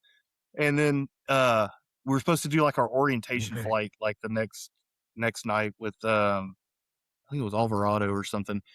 And you're like, don't even get excited, load. We're not doing shit. And I was like, okay. You're like, you're gonna fly around and we're gonna burn a bunch of gas. We're not gonna shoot a person. I was like, okay. And we go on our orientation flight, and they send us after the Rocket Man. Like right there over, half the orbit is on like approach inside Bagram right there. And then we land after, y'all schwack that dude, and you're like, yeah, We got lucky. that's a one off, not happening again. And Yeah. we went like 22 nights in a row shooting. I mean, and we had that deck stacked against us because you remember, it was an H model show over there. Like, Yeah. there was that big super op that I'm not gonna get super into, but that we were tertiary, and Yeah. 01 taxis down, and they've got a fuel leak, and then 02 taxis down. So we're told to just bring them product and food. And so we're just sitting there on the runway. Everybody's on the the tail, and 02 taxis down. They do engine run up. They've got hydraulic leaks all over the inside of the plane. And I just will never forget your face when it came over the radio. And it was like, Hammer 25, you were now primary. And you were like, and they come back, and, we had to wait for them to park so we could take off. And you were just laughing and pointing at them and just calling them every name under the sun. And we took off, and we went, and like, I swear we tanked twice that night. And Yeah. we're still there. And then all of a sudden, it was like 10 or 11 hours later, here comes Slasher 01, because they wanted their piece of the pie in the Yeah. history Go book for overhead whatever. for 2 minutes. Yeah. And they sent us home, and it was always stacked that way. And we were like a +4 bird at that time. So we didn't have a 25. Oh, yeah. I didn't think about that. Yeah, we didn't have a 25 at all. We just, just was what it was. And so we could hold a little bit more fuel, and we had a little bit more performance. And I don't know, man. It always got me. But I'm going to tell you, the two memories that when I think of that trip, my first rotation on that, you're involved in both of them. And the first one was when we would plug the patch cord in, and it would be P1 Passions. This is Nav. And Yeah, that's right. you're like, what's up? And you're like, hey, this is Nav. I'd like to make a request to the EWO photograph by Def Leppard. And this was like every night. It was Rich Latamaki and you. And it was you dedicating photograph to EWO, and then EWO would dedicate it back to you.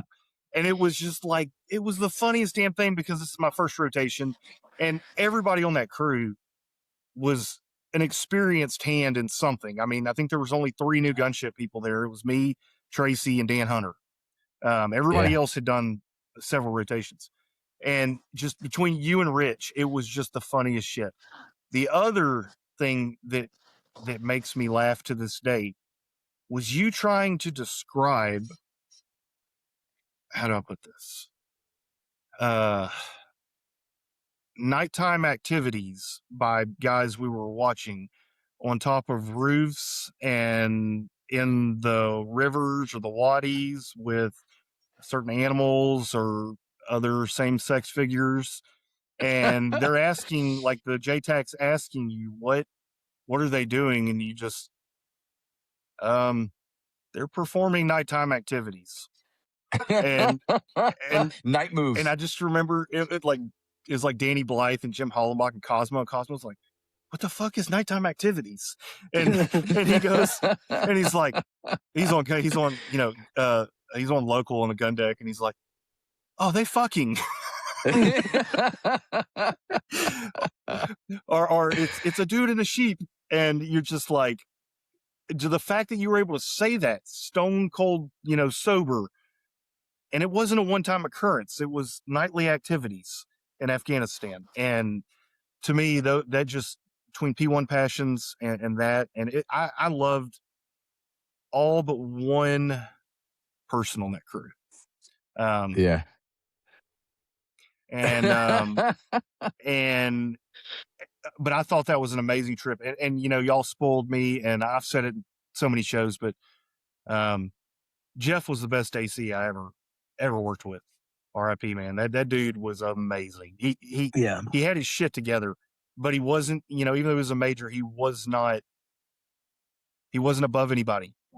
He took it, if his crew fucked up, he took it square on the jaw for them, and then would like, hey guys, we gotta fix that shit, you know. And y'all allowed room for, you know, a young guy like me to screw up. I remember y'all smuggling me back onto Camp Alpha because I had like forgotten my DOS badge. Like everybody's feet and bags were on top of me in the Red Dragon, and you know, we're trying to get through the gate and stuff. And oh man, it's just, to me, I learned so much so quick on that trip. But the hazing was such a critical part of it. And you don't want to be the guy who's not hazed, because if you're not hazed, you're not part of the team. I know that sounds terrible, but it wasn't anything that was going to detrimentally traumatize me for the rest of my life. It was like, oh, you showed up with your mess kit? Oh, really? I'm like, well, yeah, you know, Jeremiah Carlson never told me not to bring everything on this list. You know, you had to learn these things. And, you know, I just, it was awesome. You know, everything from taking John Hart's money, playing Gunner Blackjack, to, you know, over in Rape Alley at the gun deck. And there was so much fun there. And because we were hated by everyone there, because it was the 16th hangout, it was their base, their spot. But and they were getting pulled back, and we were taking over, you know? Yeah. And like, I just can't remember how many times they were like, oh, we're bingo, you know? And like, we had already been on an op for like 10 hours, and like, oh, sure, we'll pick this one up on the way back too. Yeah, I guess we'll keep working, you know what I mean? Yeah. I think we even did one where we did, I think POTUS showed up over there, and we were supposed to land, and we ended up doing airbase defense overhead over it. Yeah. Yeah, we did a lot of significant things, and probably my biggest accomplishment was taking a piss next to General McRaven. That was probably the highlight of my trip. You know, I went in there, and that tells you kind of, obviously leading up to the Bin Laden raid, you know, what we were doing over there. A lot of it was supporting a lot of those ops that were building to that, you know, without getting into too much. But I mean, it was significant. And I remember going into, you know, the you know, because there's all the wood structures, the old stuff, not that, you know, what it became, but I remember going in there and like going to the bathroom, like this tall ass guy next to me. I'm like, oh shit, it's General McRaven. Like, damn, all right, you know, something important's going on. I remember going to the DFAC, and it was me, TF, and Dan Hunter, and we get our food and we sit down, and Willie goes, "It's him," and I was like, "Who?" And you know, dude, and you know, obviously Navy Spec Ops stuff, and his patches are RV01, and I was like, who? And I didn't know shit. I was A1C nobody then. And he was like, I worked with his son in AWACS or something to that effect. And he goes over and introduces himself to him. And I was like, that's the coolest shit ever. Like, holy crap. But you never knew who you're going to run into at that time. And it was the wild west um, of what was going to happen, what was going to happen on the op, who you were going to support, and then who you were going to run into back at base. Do you remember? Okay, see if you remember. Do you remember the body from Draco? No, I probably There was that tell me. co-pilot that was the unicorn that are over there on the PC-12s. Yeah, And yes, we yes, pull yes. over on the side of the taxiway and get out of the Red Dragon, and everybody's like doing the "we're not worthy" as they come taxiing in on it. Yeah, obviously, a couple of people were leading that charge because I had no idea who we were talking about, but they had seen her, and that was just it was a cool opportunity to to learn from old heads, to learn from guys who didn't let the shit build up and affect them detrimentally.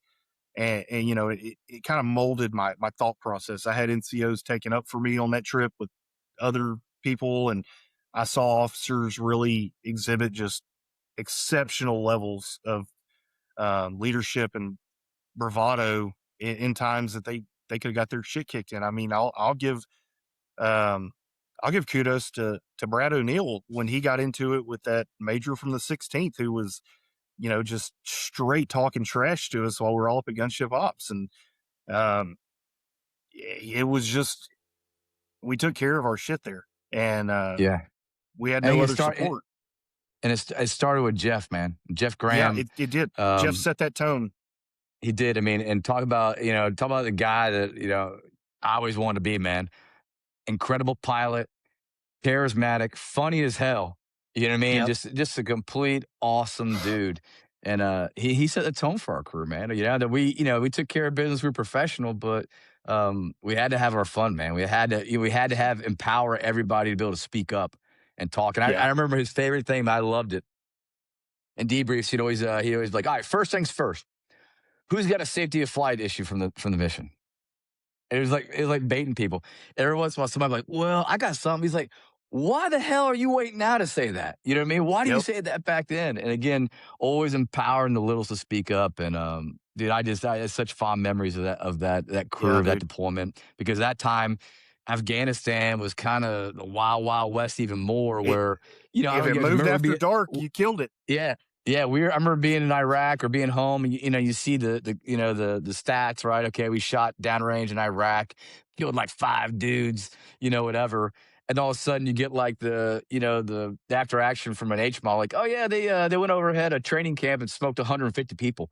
You're like, what? And things like that would happen. And then obviously we weren't there. So be able to go in at that time of the war, and literally it's just like hunting, man. You just never know what you're gonna get and what's out there. I remember it was awesome, man. Our best op from that trip was towards the very end, and it was one of those early alert launches, and we rolled in, and the JTAC said, "You were cleared hot in the east," and I just remember you being like, "Come again?" That's a cardinal direction. That's not. That's a little. Was that a convoy getting overrun? No, it was they had been getting ambushed. Yeah, essentially, that was where they flipped the bongo and everything. Yeah, they set the charges, and I missed the call, and the RPGs took off towards the plane, and I shit flares out because all of a sudden we got 2 projectiles in the vicinity of the aircraft, and oh, sorry, we didn't tell y'all we had already filled it with a bunch of charges. Our bad. Yeah, but I think that night, because it's like on my AFCAM, we had 22 EKIA, 5 buildings, 3 trucks, and a dog, and I know the dog really affected TF. Yeah. He's like, this some bitch zigged. It shouldn't have. Yeah, I mean, things happen, man. Oh man. So okay, well, I want to kind of talk about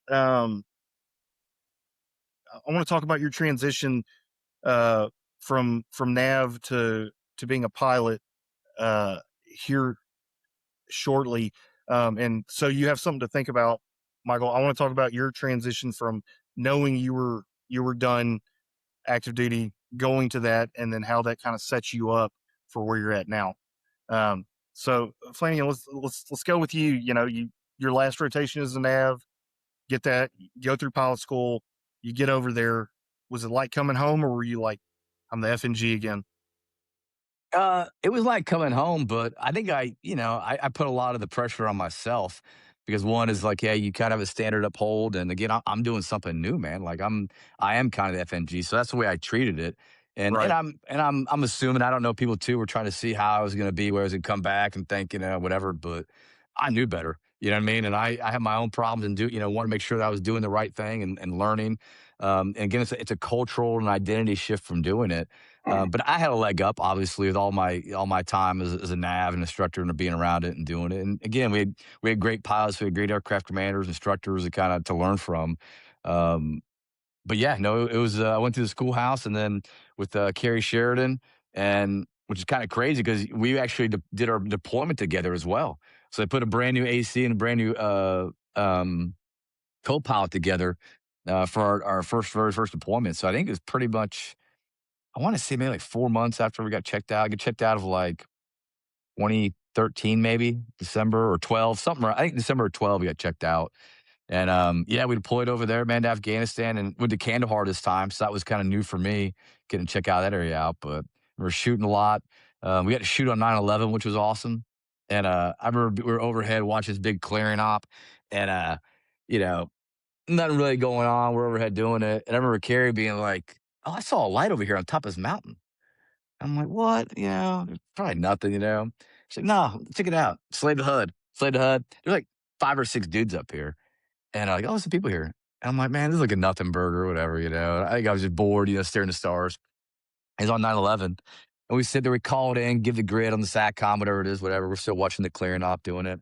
And a lot of these, I don't know if you guys have it too, just the stars align. Like some of these she's like, this ain't gonna happen. It ain't gonna work. And all of a sudden it's just like the stars align, you're just like, it falls in your lap. And we're sitting there like a half hour into it after we called it back. And all of a sudden they come back on the SATCOM. They're like, hey, this is like the S2, J2, or whatever it is. That is a known fighting position for the Taliban. And they have overwatch of like all the legal terms, overwatch of the clearing up. You guys are cleared hot. We're like, what? you know? And all of a sudden we just hammer these dudes on top of the mountain on 9/11, which was awesome. Great honor to Yeah. do it. But I did that deployment and I did another one with I had multiple ACs. Gunderson, who else was it? Bart. It was another one. They split it and I think they're like 30 or 60 days. Something like that. I think that was a 4-monther we did. And then we got to bring a plane home. Stopping in Budapest, which was awesome. We had to meet the Rock. So, that was like a gunship, dream to bring 2 gunships and get to overnight in Budapest, which I don't know how he got that approved, but that was awesome. And then I did one deployment as an aircraft commander. I had to leave early. My wife got sick, so I did about 30 days there as aircraft commander, but I shot. We basically shot for Rangers and we killed like, 6, 7 dudes. So that was good to kind of check the box and Yeah. and move to it. But yeah, no, it was different, man. I liked it. I mean, I think having a lot of the situational awareness in the background and kind of knowing different people's roles and just and been in combat and kind of seeing a little bit helped me out a lot. And it's a leg up Yeah. you really don't really understand until you kind of go through it. But no, I loved it, man. I love being home. I wish I could have stayed longer. Yeah. No, it's cool that your first pilot trip was with Carrie. I was on her first co-trip, and Dipper bastardized us like 2-3 days before we were supposed to leave, and went to Whiskey's. And so we went with no daddy, and we had to rotate ACs, and it was between McGoran, Kenny Card, and Crawdad. And it was cool That's a watching. tough draw there. Yeah. They're not all winners. And it Roy was was a just great cool pilot. to see her step up into that, like, brand new to the unit, and just bore the weight of the crew because we have no AC, so we just constantly rotating, and it was really cool to see that. That's a tough chick. Oh yeah, yeah, cool as hell too. That's the best part Cool about as it. hell, but will put her foot so far up your ass. And you know what? Mad respect for her. I think that's awesome. I love those personalities, man. You never know. You never know what somebody is capable of, and then they pull that shit off, and you're like, okay. Yeah, I was Wow. fortunate, man. I had great AECs I paired with as a co-pilot to learn from, and kind of big brother me a little bit. Great engineers. I mean, I absolutely enjoyed it. Definitely. ACs All are right, so Michael. critical. In my experience, I had one crew that was not great, and definitely, I think someone told me this when I was in Gunships. Maybe it was a couple trips in, but they said, a crew essentially takes on the personality of the aircraft commander. Right. Right. So, when you talk about like whether it's which can be very different, right? Like I had Greg Hahn was absolutely Oh fantastic, but yeah. had a very specific personality. Nasty Nate, again, these people, they're very different, but they're still in a lot of cases just absolutely fantastic pilots, fantastic tacticians, all of the above. So, that was such an incredibly important part of a gunship, really was the quality of the AC that you got. And I, it mattered so much. And like I said, I personally, got lucky to have, I had Womble as my AC twice back to back, and Oh he Jay, was yeah. awesome. LJ. I mean, Yeah. absolutely. He was my AC for my last 2 trips, and in fact, other than the TV, had the exact same booth my last 2 trips. I had Coveney as my FOCO. I had Clay as my nav. We had Oh yeah. Radaha when he was in Oh dude, EWO. Matty Red. Oh dude, yeah. And so we had an absolute You got killer. And spoiled.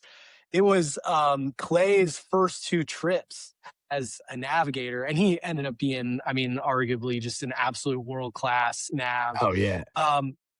I remember in the first couple times I had to be like, Nav, just say it exactly the way that I say it. Because I had Flanigan, and that was honestly such a great teaching tool for me. Like back to things in my first trip that just there's so much going on, I couldn't gather it. But by my second trip, I was really blessed with him as a nav, and really was like, okay, so I know exactly how to like say this on the radio. And I remember my last couple trips, every time Clay would check off, I was like, Ira's got the radios. I loved that because Yeah. they were just got an example from so many great people on how to Oh, do well, that. that's how I So learned, dude. I was just learning from when the sensor saying, yeah, say this, like I'll say it word for yeah. word. Absolutely. Well, and I learned that same thing. And then I had, I'd said on a trip, I had Brett DeAngelis as a FOCO. And, same kind of thing. I remember it was a really funny story of something that happened. I won't say who it was, but was not the strongest nav that I had in my time. And something kind of complicated had happened. And I said it, exactly the way you needed to say it. But I remember Brett saying on the nav, he meant to say it, I think, on their ISO, but he had said it on net I'm on too. P2. He was like, do you know how to say that, or do you want me to do it? And I just remember being like, ooh, that's brutal. Dude, now that is so, where the most difficult job, right? And there's nothing worse. I tell people it's like trying to order pizza with like 12 other people on the phone, like say this, say that, and you're doing your best. And there's nothing worse than just saying something fucking dumb on the radio. And as soon as you unkey that mic, you're just like, I mean, like everybody just starts and then jumping in. Like, you got 12 hyenas that are going to chase you down now. Yeah, absolutely. No, it is that. I agree. That would also honestly be probably one of the hardest jobs, frankly, on the plane. Because like everyone is just going to pick on you like crazy. So Hey, that's the game, man. You don't like it, get out of it. I know we got to get into the other part, but I mean, I want to make sure I get a chance to say my F-bomb stories of like my shoots with Flanigan. Do it, please. Because they were, I had some good ones, man. We had some good times on that deployment. I think one of the ones we had a squirter if you remember, we had the 10th Mountain guys flying with us that one night, and we were eating pizzas in the booth. And so we did their crappy mission with, all 450 people, They've been clearing out with some bullshit. area. But it was like, this was after, remember the first couple nights of those missions were awesome. Like I remember crews would literally like sabotage each other to get those missions, because it would be, the first couple nights would just be like World War III out there. There's 5 fire missions stacked on top of each other, 3 ticks going on all at once, and you're all trying to, get to the different fire missions. And then after that, the next couple nights for those ops would just be absolutely dead. There is nothing going on. You're just sitting there watching 400 Army guys sleep.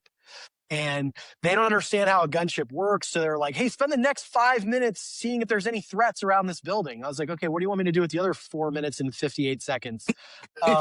Because like, I'm just going to look at the building and be like, there's nobody there. Like, there's nobody there, dude. Yeah. And so, so we ended up flying with them sometimes to like show them like, hey, here's what we can see. Right. So like, you don't send us on these like, 5 or 10 minute things, like, again, that takes 10 seconds and then we can move on to something else. We can continue security around your perimeter. And again, like, that's not to pick on the fact that those guys needed to get a good night's sleep after 2 days of getting their ass kicked out there. I'm happy to go there and play security so those guys can get, the break. So that's not the issue. But when they don't know how to employ the aircraft on top of that, then it becomes more challenging. So anyway, so we flew with these guys. We had gone and done their mission, and these guys are on 15-month deployments to Iraq at the time, right? Like, I mean, they've got the worst. This was the height of the surge, the worst of everything that's going on over there. And so we get called over to, I'll be honest, like a real mission, a real gunship mission, with Trim 55. It was like the SIF team. So it was like, oh, we might legitimately shoot. Like there's some real shit might go down now. And so we roll over the top of this objective. They come in, they do, an infill basically to the X or to the Y, like really close to the objective, which is basically like guaranteed squirters. And so dude comes running out of the target building. We track him. They clear us on him. And I got to shoot. It was 25 millimeter and, ended up, taking the guy down. And I remember, 2 things happen. First of all, like, this happens really, we roll over the target and I literally have my feet up on the console and I'm eating one of the pizzas that one of the gunners had brought me. And this guy's running out of the target building. I'm tracking with one finger, like this guy running out. And they're like, all right, Hammer, you're going to get clear on these guys. And I'm like, hold on, I got to put down my pizza. And so I like put my pizza down and I like, sit up and set up my displays. I'm like ready to shoot. I mean, that takes, 10 seconds. It wasn't really that big of a deal. But I just remember the Army guy in the background on our net, he was sitting in that seat. He's on our ISO and he was like, man, I picked the wrong job. And so like wrong department. And so, yeah. And so I'm putting my pizza down. We shoot this dude and then back to, Flanigan, on the radio, hit this dude. And I hit him kind of in like let's call it lower torso area. And we're trying to and so the guy, we thought he was dead. He laid there for a while. I mean, it was a direct with the 25. And so we thought he was dead. He laid there for a while. They ended up like moving his body, but he was still like alive. And that was the time where guys were dying on grenades. They'd pop a grenade and lay on it. And then so the team like moved him. Grenade didn't go off or anything, but they were really worried about that. We were asking like where we shot the guy. And he was like, Trip 55 Hammer, like, can you give us some like BDA, like what happened? Sounded very professional on the radio. And the guy's like, well, you hit him in the pelvic region. And then we hear another guy shout in the background. He shot him in the balls. And like the whole crew is just like dying laughing on the radio because we're just like, okay, thank you for that. That was not, those are all on the tapes. Direct. Thank you. Within one. Yeah, exactly.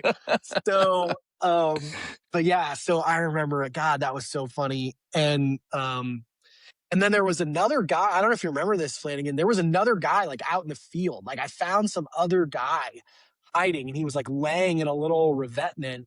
And I just kept going back to him. And I was like, I think that's a person because you couldn't really tell for sure. Because if they laid kind of on their side, it was hard to tell.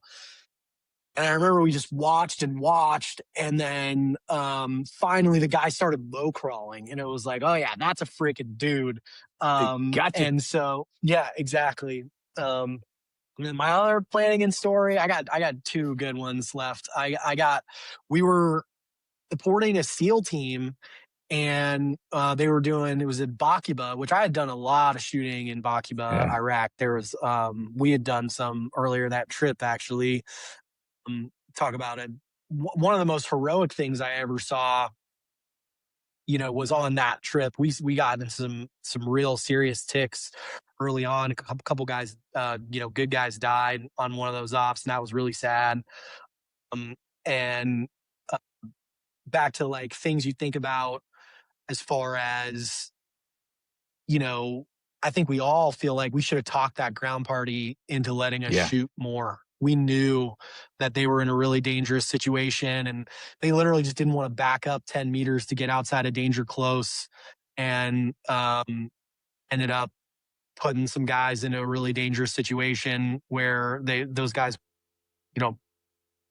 it just a really unfortunate circumstance. Yeah, got mowed down, man. Yeah. Fog of war kind of scenario. But we rolled back over that mission. It was funny. We supported a SEAL team and we weren't supposed to be on that op. They just asked us to kind of escort them into the target. And because they had little birds, and they were like, we're good. Those guys were cowboys, to be honest. Like that was that whole thing. They were not operating, with, call it, maximum safety as their, as their plan. And so we leave, we go work on another op. Then they get into a very serious tick. We roll back over the target. And the thing I will never forget was, getting eyes on one of the target buildings. And right as we get eyes on the target building, a little bird comes in. Two guys come running out of the front door, and a little bird hits these dudes with the gun right as they're coming out of the front door. These two bad guys coming out of the door, and then fires two flechette rockets into the front door and peels off right over the top. And there are like SEALs. There's a little wall in front of the building, and they're all hunkered down right behind that wall that was probably waist height to an actual human. So, I mean, they're laid down pretty good. And you just watch that, and a little bird just comes flying right over the top. And I was like, holy shit, like, let the games begin. And we almost Winchester. One of the guns broke is the only reason we didn't actually Winchester that night. We would have had to, I remember, single round load the 40. And then we talked about it. We were like, well, if we need to, we'll do it. We can do it. And so, because the feed paw broke, and so they couldn't load it. So, but we Winchester the 25 and the 105 that night. And like I said, the only reason we didn't probably shoot more 40 rounds was because of that. But yeah, that was a crazy night managing all that. And those Team Bakiba guys, man, that was that was the days they were looking for this guy. I mean, I remember being like, dude, if we saw a Team Bakiba op, like, bro, it's on. And I remember, the vivid one is obviously the night we lost the two SEALs. And I remember us basically rolling in overhead. Like, I think we just got on tangent. We're called, because I remember them calling in. They had like barricaded suicide guys in a building, and we just start delaying the shit out of that building, just hammering it. The story behind that cell they were going after, just to understand how freaking horrible these people are that we're going after. They were strapping bombs on Down syndrome kids and walking them into the middle of crowds. I mean, so, I mean, think about how shitty of a person you have to be to do something like that. I mean, these are the guys that we're going after, right? So no surprise that, that they were willing to do some terrible shit to kill the Eagles on. And I still remember, and Flanigan, I know you and I have talked about this, it was a word that I had never heard before, but the moment it was said, I knew exactly what it meant. Where I remember on the radio when those two guys died, that the call back was that they had two guys expected. And I never forget that word. And it was like simultaneously, I was like, what the fuck is that? And I instantly knew what it was at the same time. Like, I just knew, because you'd seen the explosion happen in the building. What really happened was the guys ran into the building. The building was partially on fire because we had set it on fire. Yeah. And they go in, but I guess there was a guy in there, and he dropped a grenade at his own feet. And, those guys. Yeah, or he had a Dishka or something. But I think the little birds are doing runs on it too. And, absolutely. We had shot basically a series of things and shot the big building in the north side. But I mean, no, that one, like Mike's saying, that one sticks to me.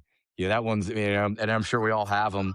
But Yeah. that one was rough. You know what I mean? Because we're Well, and literally then that next watching. night, do you remember the next night we had those guys get ambushed up by to crit, and then so we watched guys get. I mean, I don't know whatever happened to that guy. There was one guy who got Yeah. really badly hurt, and they did a Casevac for him, but we never really found out what he was still alive when he left the objective, but we never found out what happened to that guy. I think about that guy probably just as much, about if he's okay. And that was where I saw one of the most heroic things I've ever seen on the battlefield. It was the kind of thing that like you'd think would be in a movie. These two guys got hit. One guy got hit really, really bad. Another guy got hit and he was down on the ground, and his buddy grabbed him by the carry handle on the back of his vest, and was dragging him back, and was shooting one-handed into the building. And that dude pulled his pistol out and was shooting into the building while he's getting dragged away. And then another dude ran up and threw a satchel charge into the building, and the whole building just came down. And all of this happened in about 10 or 15 seconds. We thought the target building, they had told us the target building was another building, like basically right across. So we were looking at that. And then all of a sudden you just see heat plumes pop up out of this building, and they're shooting at the guys one dude, the guy who got really badly injured, the distance from the muzzle to him was probably under 6 inches. I mean, that's how close these guys were to them. I mean, he literally just like kind of raked the gun right up the side of this guy, and he just fell to the ground. And then this other guy, and like I said, they threw a satchel charge in the building. We called Casevac and obviously waited, and the engagement was pretty much over at that point. It went from the most violent situation possible to nothing is happening in probably 10 or 15 seconds. Which is So yeah. that time in the war, man, was just, it's just, hours of eye gouging boringness to that shots fired. Oh, shoot. What? Danger close shooting. Yeah, And that's probably, exactly. And talk about, really like this podcast and, and the GWOT of what we experienced of, people have no idea, the types of things that went on, especially what we supported and we were overhead. And, those SEALs, man, that were going after those guys. They were going, Michael said, like the worst of the worst. Literally, these guys are committed suicide bombers. Like, I'm pretty sure the team wasn't bringing handcuffs. Did you catch my drift? Because of the intel, man. These guys literally were fighting to the death, and just how brutal that was. Because that was a point in the war where it was not very good. When the surge was happening, we were trying to win it. That was probably the worst thing, where they were just trying to get after Al Qaeda as fast as they possibly could. And you could tell when they started getting on them, because the violence in those ops were, they're unreal. And, a lot of situations, I think as gunship guys and gals, that's what, having that relationship with the ground party and and understanding that is kind of what separates us. And I had that as a navigator, and I can't remember what crew it was. It was an SAS op, and we were general support in Baghdad. You remember we were so busy, man. We'd be on like 3 or 4 ops. We're like, this is your primary. We'd brief this, and like, just kidding, you're not going there. You're going here. And then here's 3 other ops. Here's like a packet of paper. Good luck. And I remember we were supporting the SEAL team, hitting the house in BIOP. Everybody's running. Nobody's shooting. Whatever is going on. And then we get a call from SATCOM, and it's, hey, go overhead the SAS guys. They're jammed up. And I remember the IR slaving to the grid and just seeing nothing but fire. And being like, oh, damn. And so we max blast over there. I'm on the radio, and I know these guys, because those guys used to come over and train at Herbert. So I know these guys by name, right? We've hung out with them. We parted them. I know this dude on the radio. Lee and Steve, man. Lee and Steve. Yeah, dude. All of them. And so we're going, and it's Paul. And I'm on the radio, and dude, he's literally like, hey, Hammer coming in. We're like 3 minutes out. He's like, here's my position. You see the building? I'm like, yeah, we see it. He's like, drop it. And I'm like, okay, confirm we're clear to fire, all that stuff. We roll on 10. We basically, as soon as we get a trainable box, man, as soon as we can get in the box, we just start hammering. So they went to breach the side of a building, going after hardcore Al Qaeda guys. First guy goes through the hole in the wall, and there's 2 guys on the side, and they shoot him through the arms. So they snatch him out, start throwing grenades in, right? This is before we got there. And so they start throwing grenades in. They get into a gunfight. They're danger close. I think they had an Apache or somebody put one Hellfire into this. It's a multi-story building. Anyway, they're in it. So we roll overhead, start shooting. We start, delaying this building, just unloading on it. really to nothing. I'm trying to work a CASEVAT to get the guy out of there. They're withdrawing while we're shooting, all the things we do, right?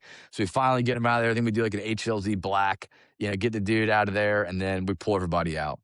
But the craziest part is I forgot how many months later, I went over there as a liaison to do some training, some exercise stuff, and I'm traveling with that said JTAC, and we're on the compound. And I remember some guy's walking down the street, and he's like, "Hold on, I want to introduce somebody." I'm like, "Okay." He whips it in there. We get out. He's like, "Hey," and I forgot the guy's name, man. Honestly, say it's Mick or somebody. I say, "Hey, Mick, I want to introduce you to Brian. This is Hammer." And I'm like, "Okay." And I go to shake the guy's hand, and his arms are all messed up. They're all grafted. And it was the dude that was the first guy to the door that got shot. And he was so very grateful. I mean, dude, he was just like, "Thank you so much." I'm like, "Man, like, you know how it is. Like, I didn't do anything, man. I'm in a plane. Thank you, dude, for your sacrifice." And so I think that was one of the first times. I mean, it always hit home, but not until you actually meet the guy that gets injured and what they're doing and how dangerous does it really kind of set in. And again, I don't think people realize. I mean, I think people have forgotten how difficult that urban warfare was, and all the danger close shooting and everything went along with it. And it's quite incredible. I remember my first deployment, I got there a few weeks after Jay Smith's Danger Close shoot with the SEALs. And I was up that night. I was in the other plane. I remember, I obviously knew what happened. I knew that all the good guys lived and the bad guys died and whatever. And I remember the first time I saw the actual video, like I'd heard about it, but I hadn't seen it yet. Because I mean, again, it happened like maybe 2-3 weeks before I got there. And I remember pulling it up on the computer screen there in the alert facility. And I actually, so that pops up and I'm starting to watch the clip, and I stood up and backed away from the computer because I could not believe how close those two things were, like the good guy and the bad guy. And I actually had the opportunity in support of weapons school stuff to actually go out and recreate that shoot. Like they set it up on the range with like the personnel simulators and all that stuff. And we actually recreated that actual shoot. And, I'm proud to say that I, killed the bad guy and didn't hit the good guy.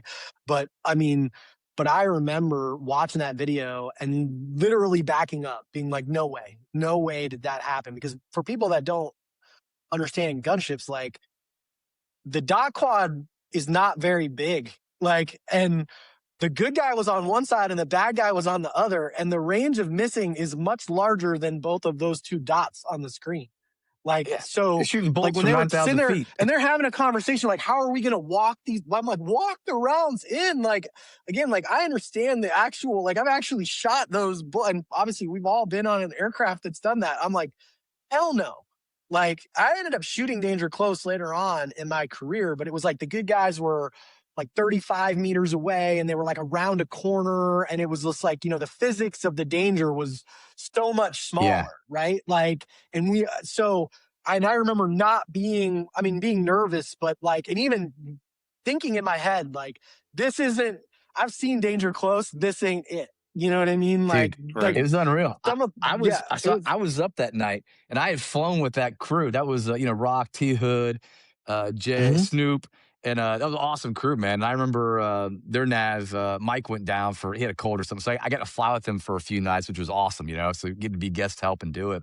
And we literally flew that night. I went to a different op, and they went to that op supporting those dudes. And I remember flying and hearing about it, like SATCOM, the EWO being like, or Merc, whoever it was, was like, hey, they just shot and Danger Close. Like, and I just remember, I don't know the specific details. I just remember coming out being like, oh, that was like, it's not a normal shoot. Like, it's close. And so we got back and remember landing and seeing the tapes and just being like, one, just how absolute proud I was to be a gunship guy. To like be Absolutely. just to say that I'm part of this squadron, be part of it. Like, what my crew, what my anything, but it's like I know those guys. Like the rock star part of it, and also the fact that I'm pretty sure that was Jay's first shoot, right? That was it wasn't his first shoot, but it was like his second or third, and it was his first deployment. First deployment, and he'd been out there for like a month. Like, yeah, absolutely. No, that's Yeah, and so absolutely insane. that's what I would always tell people, through my entire career. As I came back as a co-pilot, aircraft commander, when I flew Reapers, I was a DO. When I was a J3, right, is that you never know when you're going to play in the Super Bowl in this job, Right. and that's what it is. And if you're not And ready to play in the Super Bowl given moment, this is not the job for you. You need to go somewhere else because this is what happens. Yep. and I think, to caveat on this is where COD has kind of fucked it up for the actual intricacies and the variables of the tolerances and how tight, how loose it may be for you two guys being, It's not booth like guys. Gunship zombies. It's not like Yeah, zombie right. Gunship. You're right. You just tap, tap, I mean, tap. I have made some real shots on that thing, man. Let me tell you, like, Yeah. yeah. No, it's just it defaults back to I talked about a couple episodes ago running into some civilian over at the Eglin Air Show that questioned me about if you're a level 70 general in COD. This was right after Modern Warfare came out. If the Air Force took you automatically for sensor operator. And I was so befuddled that the question. I mean, he may have a point there. I don't know. I mean, he was 5'6", 5'7", probably 450, letting me know that he was. Yeah, I mean, and I'm just like, I don't know if you're being serious. I really don't know because I had a guy at an air show. I was in my like initial lines, and they flew us down to MacDill because sensors, they liked, for your initial flights, they like to get you out of the local area the first time you really work the sensor because it was just so much harder, right? And they would give you old maps and they would do all this stuff. So I got a chance to do that in Tampa. And anyway, but we also went down there for this little air show that they had, which I think was like actually some of the early days of what is now like Soft Week or SOFIC, which is the huge conference now. It's got like 25,000 people that go to it. But anyway, we had this guy come up and we were doing a little static on the gunship. And obviously, like my instructor was there mainly doing it, but that was kind of his opportunity to quiz us on all kinds of stuff because, it was like basically a ground trainer for 3 hours where you're just getting absolutely hammered with questions. And this guy gets on and he proceeds to tell us, like, oh yeah, so like you guys take this, you land, and then you take this 105 off and you shoot it, roll at people. them off. Yep. And I'm like, no. And I'm like explaining it to this guy, and he's like with his kid, and he's like, no, that's not how it works. And I want to be like, and I literally said to him, and I remember the other sensor, he laughed and then was like, never do that again. But like, I was like, one of us flies on this plane, and it's not you. And so I was like, so when he's like trying to question me how it works, I was like, one of us actually flies on this thing and it's not you. He's like, yeah. That was funny, but like, don't ever say that to somebody in an air show again. But that was like such a common thing because I'd heard that from a couple different places, mainly from like Army officers above major that had never interacted with a gunship before. Like you land, you roll it off, and then it's an arty strike, and then you put it back on, and then you take back off, and then you go land dirt field stole somewhere, and then you drop it off. Like, People, that is the most. And that's and you realize is that people are never going to understand what we flew, what we did, and I'm talking about people in the military. Like even me, man. I'll talk to people that flew in the military, and I'm like, hey, I flew gunships, whatever. They're like, oh, like, did you ever deploy? And it's like, I mean, it's just like, and again, so you kind of get used to it where it's just like, that's why it's so good. I had F-16 pilots at Balad question if an enlisted guy shot on, he was like, no, you guys don't shoot, the pilot shoots. Oh, it eat their lunch. The same kind of thing. I would just be like, sir, one of us flies on this aircraft and it's not you. Like, I can promise you that, no offense, Brian, but I was like, the pilots are bus drivers. Like, it's the truth, man. That's sweet. That is absolutely not how this works. So I remember one time though, with Womble, because I love that guy so much, we were on a thing and we thought we were going to get a chance to shoot. It ended up not working out. But I remember being like, let's shoot fixed. Like, I was like, because I wanted him to get to shoot in combat. It was Yeah. like the most like random building in the middle of nowhere. We were never going to hit anything wrong. And I was some like, BBID they pushed out in the field. yeah. And I was like, I literally was like trying to talk the crew into it. I was like, if we shoot, we should shoot fixed. Like, I was like, I want the pilot to shoot. Like, this would be awesome. And all I could think about was all the sensors in the back of my mind that would be like, no matter what happens, never direct. Within 0.0025. Like, I was aiming on the other side. I was like, I was so excited. Like, everything in my head was all coming together. I was like, we're going to hit this building. I'm going to tell him he missed. I'm going to be like, that was the wrong side of the building. Like, it's going to be so great. Those are my favorite times, dude, on the pilot side. Even as a nav, when, you're shooting fixed and, the sensors never give you direct, But every once in a while, you get like a newer one that didn't understand it. Yeah, and they'd be punched by the guy next to him. Yeah, get punched like direct, and you'd be like, "Oh, sorry, broken. Come again? Direct. Sorry, you keep coming in. I can't hear you." Like, "Oh, absolute direct." Oh, within one. It reminds me of one of our adopted stepdaddies on that AC-less trip, and his constant request that we need to go tweak. We got to shoot fix. It's a perishable skill, and yeah, I'll rise to the moment if it happens. Yeah, pretty much.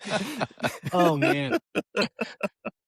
Yeah, but it's those little things though, and I gave a keynote last year, and I talked to people like, it's fun to talk with other gunship people because we can talk about the story in the context that people understand it, and you feel like you're with your tribe and doing it.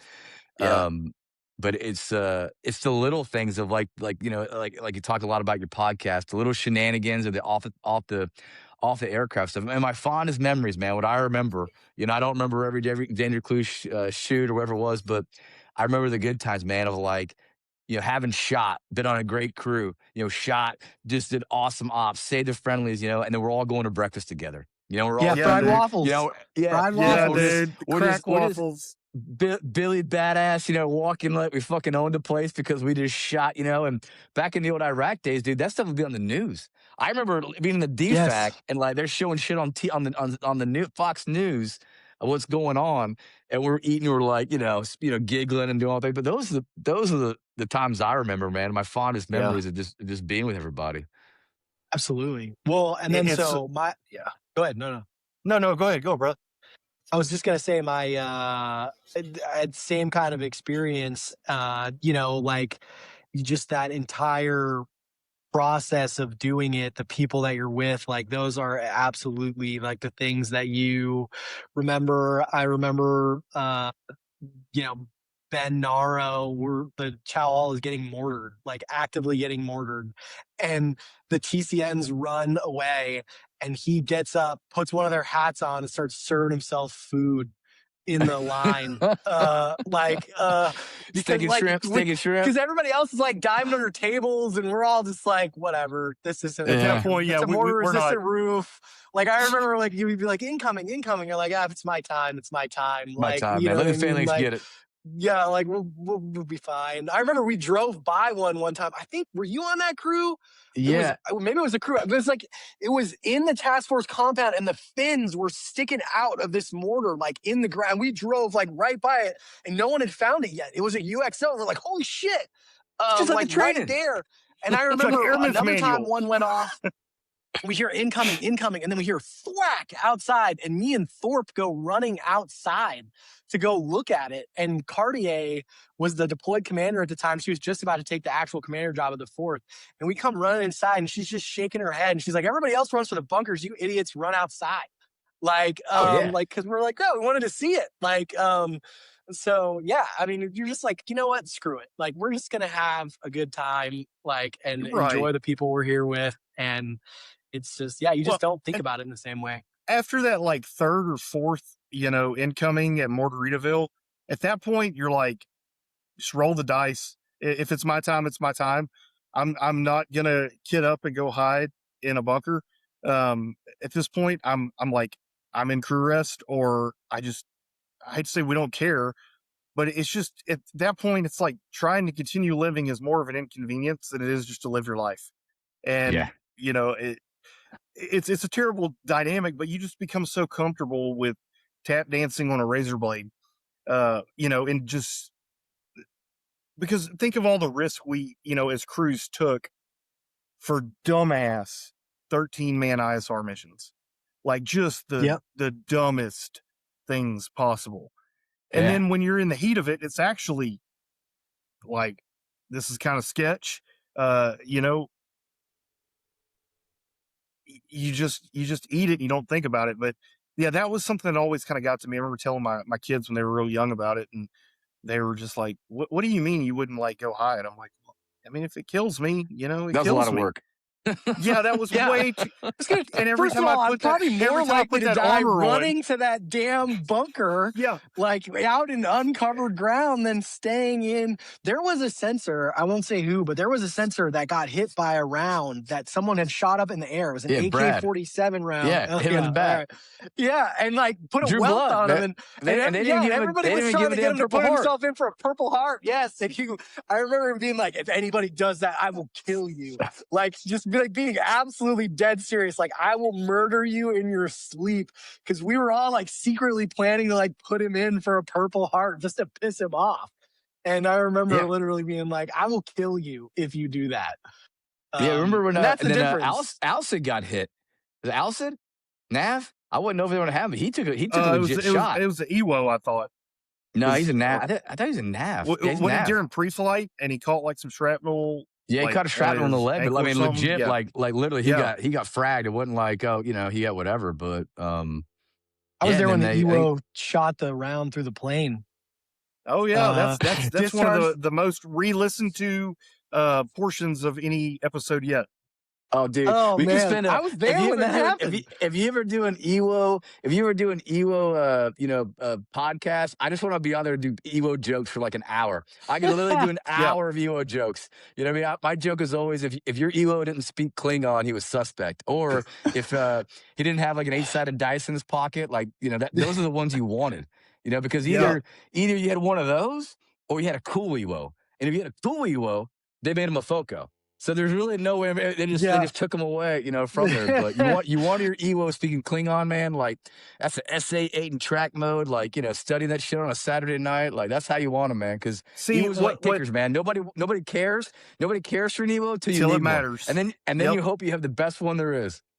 Right. No. And that's why, like, I tried, and I just finally got contacted by him again.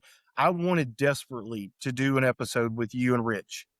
So bad, just because I've never had a Nav EWO. I've never had a Nav EWO dialogue like I had with y'all, and he was dark for so long, and then about 3 weeks ago, he finally accepted my friend request, and I saw that he read my message asking to be on the podcast. But so this is peer pressure. If you're out there listening, Rich, we would love to have. I'll do a special with you and Flanigan and anybody else you want on the show, because there is something electric there, and it'll be all P1 passion request all night. You should put Radaha on there, man. I had Radaha. I asked him, but he said he needed to clear everything through Wing PA. Oh, that's right. He's retiring though. He's retired now. He'll be good. I asked him months ago. We did so much stuff to haze that guy. I shouldn't admit any of the stuff that we did to haze him on his first trip. Was that Radaha and Buzzle? Yes. Oh, no, Buzzle's another one I used to beat on. Oh my God. We did the man card. Do you remember when we did the man card to Buzzle? Oh my God. That was me and Matt Jacobson. That took over the task force compound. I literally thought we ruined that man's life. Like, so, is that when they made Alvarado made him put up the GRGs? Oh my God. Okay, I have to tell this story.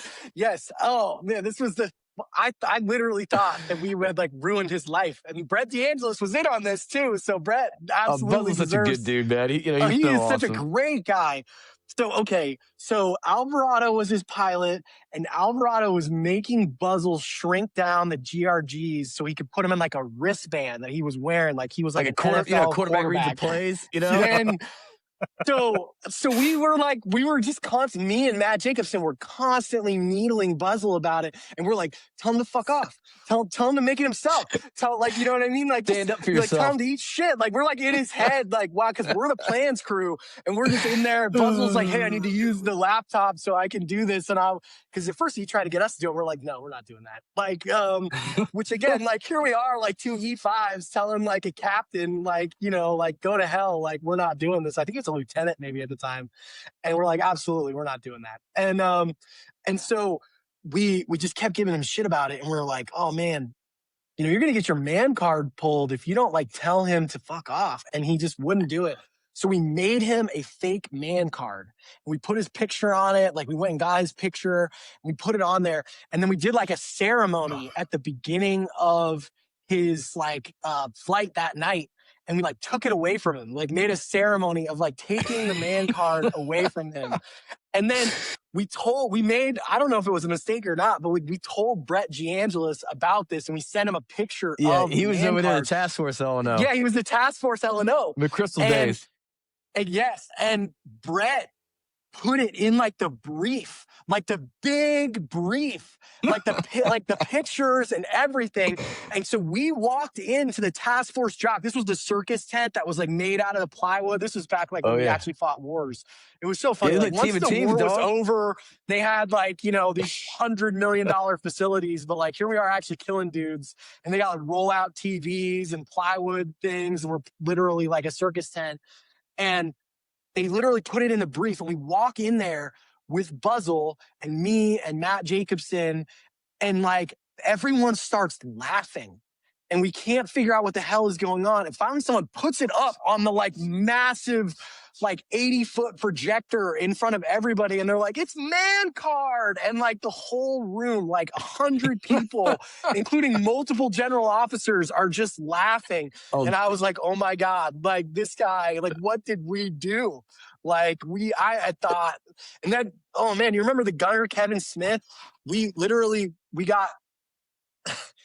There was a sandstorm, and it just knocked ops out for like 3 days. And we're on plans crew again. Like anytime, like there wasn't anything going on, it seemed like me and Matt Jacobson, who were just absolute animals, were on plans crew. And Day's plans crew, man, like you're just the worst people on the planet. And so we literally did an op. And we rolled up this gunner in his room, and we zip tied him, put a bag over his head. He played video games, and we called him the video game Emir of Balad. And we did like a whole roll up, right? And like our ground force was like, you know, it was very inappropriate. Ground force went and got this guys. If you remember the guys who would cut your hair, you know, they were on the ground force that rolled this dude up. And so we took pictures of it, and that ended up again in the task force brief of like the op that was run that night was us literally like this dude, like, you know, like our own guy with a bag over his head, and we like interrogate. It was terrible. Like Crystal's approving it, you know, approving the. Oh my God! It was like you know, 2 triggers, like triggered by SIGINT. Like I mean, it was it was really detailed. Do you remember I made the weather report for Shreves one time, and because I always said that like it read like you were, you know, it would be like the winds, like the way they would have that little like written thing about what the winds and the weather were doing. I was like, it feels like I'm in like a Lord of the Rings movie. And so I literally had it like the winds coming down the misty mountains and all this stuff. And like Shreves like laughed himself silly. Yes, because I was like, oh yeah, like Sauron is coming from down here. And oh man, like I was an absolute animal in plans. Like it was like the last thing we did was plan missions. We were just planning on how to screw with people. We're planning. Like, cool, I'm gonna hand you some products. Yeah, exactly. We're gonna give you a free 30 seconds before you walk out the door. And a time to get there and figure the rest of it out yourself. Like, good luck. You know, that's something that's so underappreciated is because a gunship unit's traditionally so large, the levels at which anyone with a gunship guy or gal connection are willing to go to contribute to the haze, the joke, Oh, or dude. the ruse of the day, it's just unparalleled. You won't find it anywhere else. That you have, expeditionary commanders willing to get right in on it. Like we know we're gonna. Pelt, Oh, do you got to you hear remember? my story of getting hazed? Oh, go No, ahead. Go real ahead, quick. Do you Brian. remember? I think it was our Afghan deployment. I think this was the year. Do you remember when it was when the Talon 2 guys were over there and they came back from flying that night and they were like, yeah, man, like we got lit up they're trying to do some airdrop or resupply or some shit. Fucking Otis Spunkmeyers and Maxims. Yeah. They're delivering the Bowflexes to the Yeah. TF and That was when we were there. yeah, That was when and we so were there. they come back and like, no, I'm sorry, it was we were flying that, so we had flown that night. Next morning we're gonna go fly again, so we get the intel brief, and then Yeah. intel guys like, yeah, like apparently the Towns were flying last night, and like they got lit up by like this integrated air defense. They started getting lit up by AAA, Yeah. like all over the place, and they're like, yeah, these dudes had to like drop down and low level and all the like TF radar and all this shit, like they're bobbing and weaving through the valley, and we're like, oh shit, like, and this is Afghanistan 2008. We're like, some AAA maybe, but like, nah, that part of the war is over. Like, damn, that's kind of Right. weird, and like, then they're just really, talking it all up to intel guy, and then we're like, oh, okay, I guess we'll keep our eye out, So we go fly, then we come back the next night, dude, and the intel dude walks in, and maybe it was Jimmy Frady. I don't know if you guys remember Jimmy Frady, little dude, Yeah, it was little guy. And I think Yeah. it was Jimmy Frady. I remember him coming to this shit-eating grin, and he's like, well, let me tell you. So apparently, that was not a AAA fire. It was Yes. a meteor shower. Yes. It was a significant meteor shower that happened, and these dudes thought they were getting shot at, and they're like low leveled and all this shit. They're going into Talon mode, and dude, we started fucking dying laughing, dude. We're like, okay, like, all right, so we get all the DFC paperwork ready. We type up DFC paperwork for these dudes, and like we slide it on their door, that they did it, and but us coming together to a team to put their citation in for Oh yeah. safely evading a meteor shower. Yeah, well, I mean, and you had, I think Jeff wrote portion of it, and then you had Yeah. Lieutenant Colonel O'Neill signing off on another piece of it, and just the willingness of it to Never miss an the opportunity to be on shenanigans town, knew guys. no rank. Yeah, Yeah. Oh yeah. it was. Well, I had, when I got hazed, so it was my second trip actually, and it was when I was with that crew. I told you that crew was just, they were bad news. They picked on Dipper. I've never seen that Ballsy anybody. move. Yes. And I remember, I will See if it tell the pays story off for quickly him, about how Cotton. they picked on him.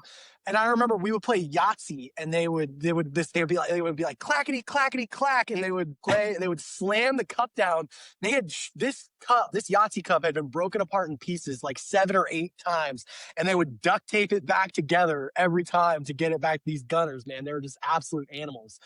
And I remember Dipper went to sit down in one of the metal folding chairs in the AFAC. And as soon as he went to sit down, one of the gunners kicked the chair out from underneath him. And so he falls on his butt. And Dipper at the time was doing like the Navy SEAL workout. That was like, and he was not a small human in general, but this was when he was probably the largest I had ever seen him.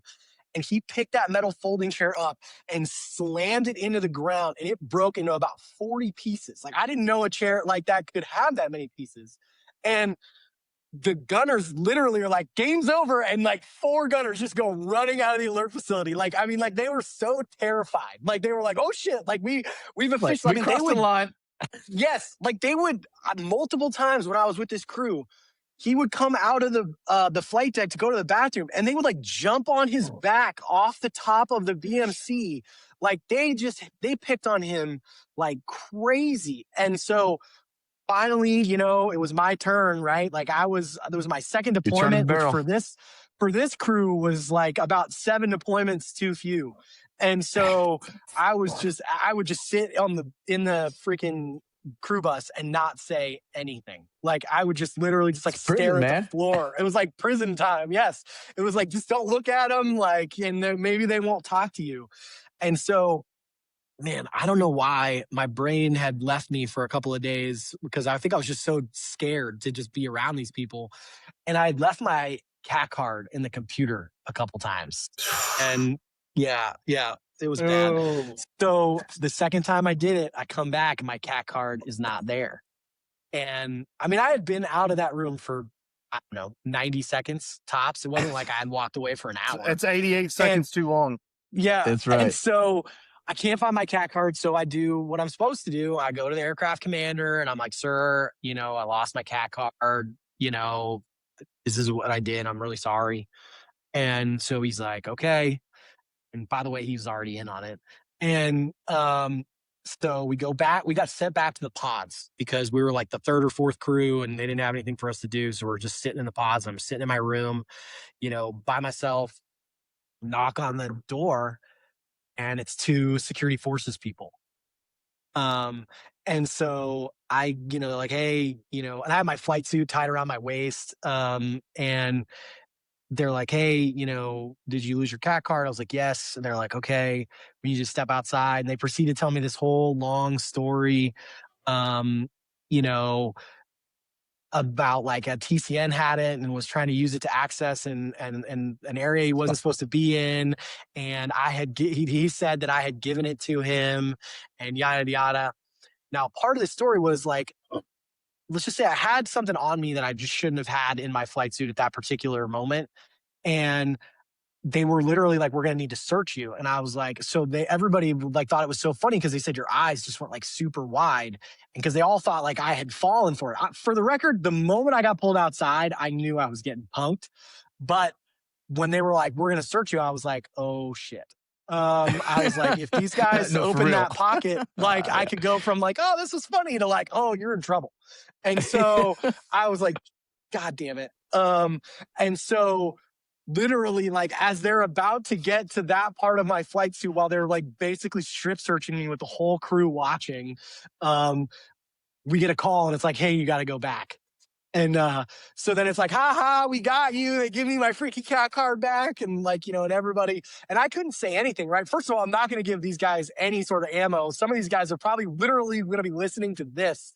And like, they're going to be like, wait, that's why he was scared? Because yeah, I did look scared shitless, but it had nothing to do with that hazing. Like, again, like very quickly, I was like, this is not how this would go down, right? Like, but I just knew, like, I got to wear this on the chin, man. Like, I better play along because the moment I'm like, screw you, this isn't real. Oh, dude. Someone's just going to turn up the temperature. You know what I mean? Dude, like, they smell blood, dude. That's the number one rule. If they smell blood, it's like the balance of like, like kind of holding your ground a little bit. But like, if they smell blood, dude, it's over. And dude, I've seen it so many times.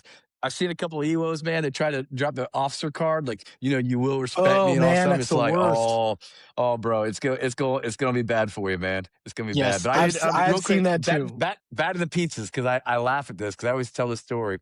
We had those guys, those L-nose fly, were like making pizzas, and I'm always like, they're like, oh, this is awesome. Like, yeah, this is cool. We get to eat pizza and kill bad guys. But I always laugh because as a booth guy, especially as an officer, man, you can never straight up ask for a pizza. Because like, no, forget you, Nav, you ain't getting shit. So like, there was an art to it. So like, hey, Ange, oven's coming on. You're like, okay, cool.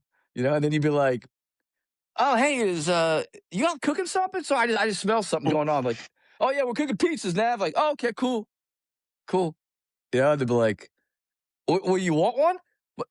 Well, I don't want to put you out, you know what I mean? But if you're making them, you know what I mean? I would, you know what I mean? But as soon as you ask, like, so, hey, can you guys make me a pizza? They'd be like, fuck you, make it yourself, you know what I mean? Or Evo, definitely. Evo had to, like, put the order in through me as a nav to get it because they definitely weren't doing it. And then, the best part is the Evos, they'd be like, hey, pilot, Evo, come up front. I want to, heat up my dinner, in the oven.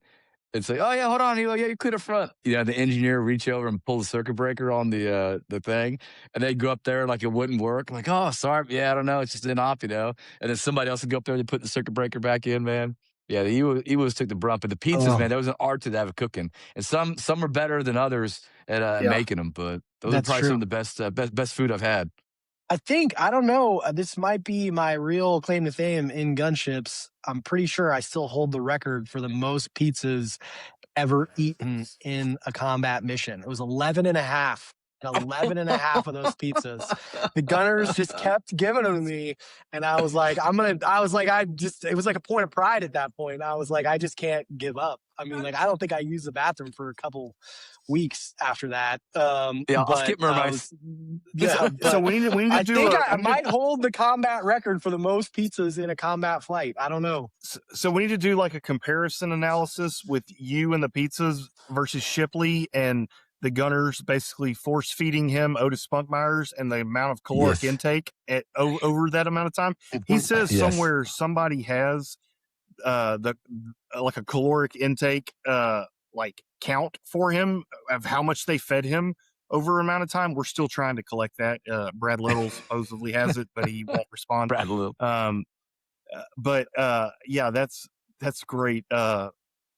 Yeah, there's an art to everything in gunships, and you know, if you ask for anything on the nose, you're not getting it at all. You know, or they'll put your pizza in there, but they'll put the cardboard underneath it and burn it, and you know, try to hand that to you.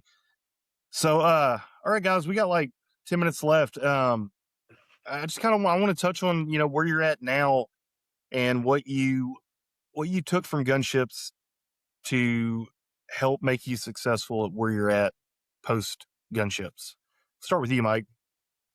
Yeah. So, like I said at the beginning, gunships really was something that I can look back on and say gave me so much, you know, in my career post gunship. So, you know, the quick synopsis of what happened post gunships was I went and worked as a sensor operator for about a year overseas, but just really knew that was not going to be like my long-term, you know, career path. And ended up getting into more like what I would consider traditional government contracting, and then got really lucky. I got a job in Tampa working in the acquisition center for SOCOM, right? So everything that's soft unique that SOCOM buys. So it's like SOCOM, like a gunship is a great example. The Air Force gives SOCOM a C-130. And then all of the things that take it from being a regular C-130 to being an AC-130 or a Talon or whatever, SOCOM pays for that. They get special money to do that, to turn it into that. And so because of my background as a gunship guy and a lot of the ISR experience that I had from that and the stuff I did in the intelligence community, I was able to, just to be honest, like talk my way into a job I wasn't qualified for. So like I was supposed to have a college degree, didn't have that.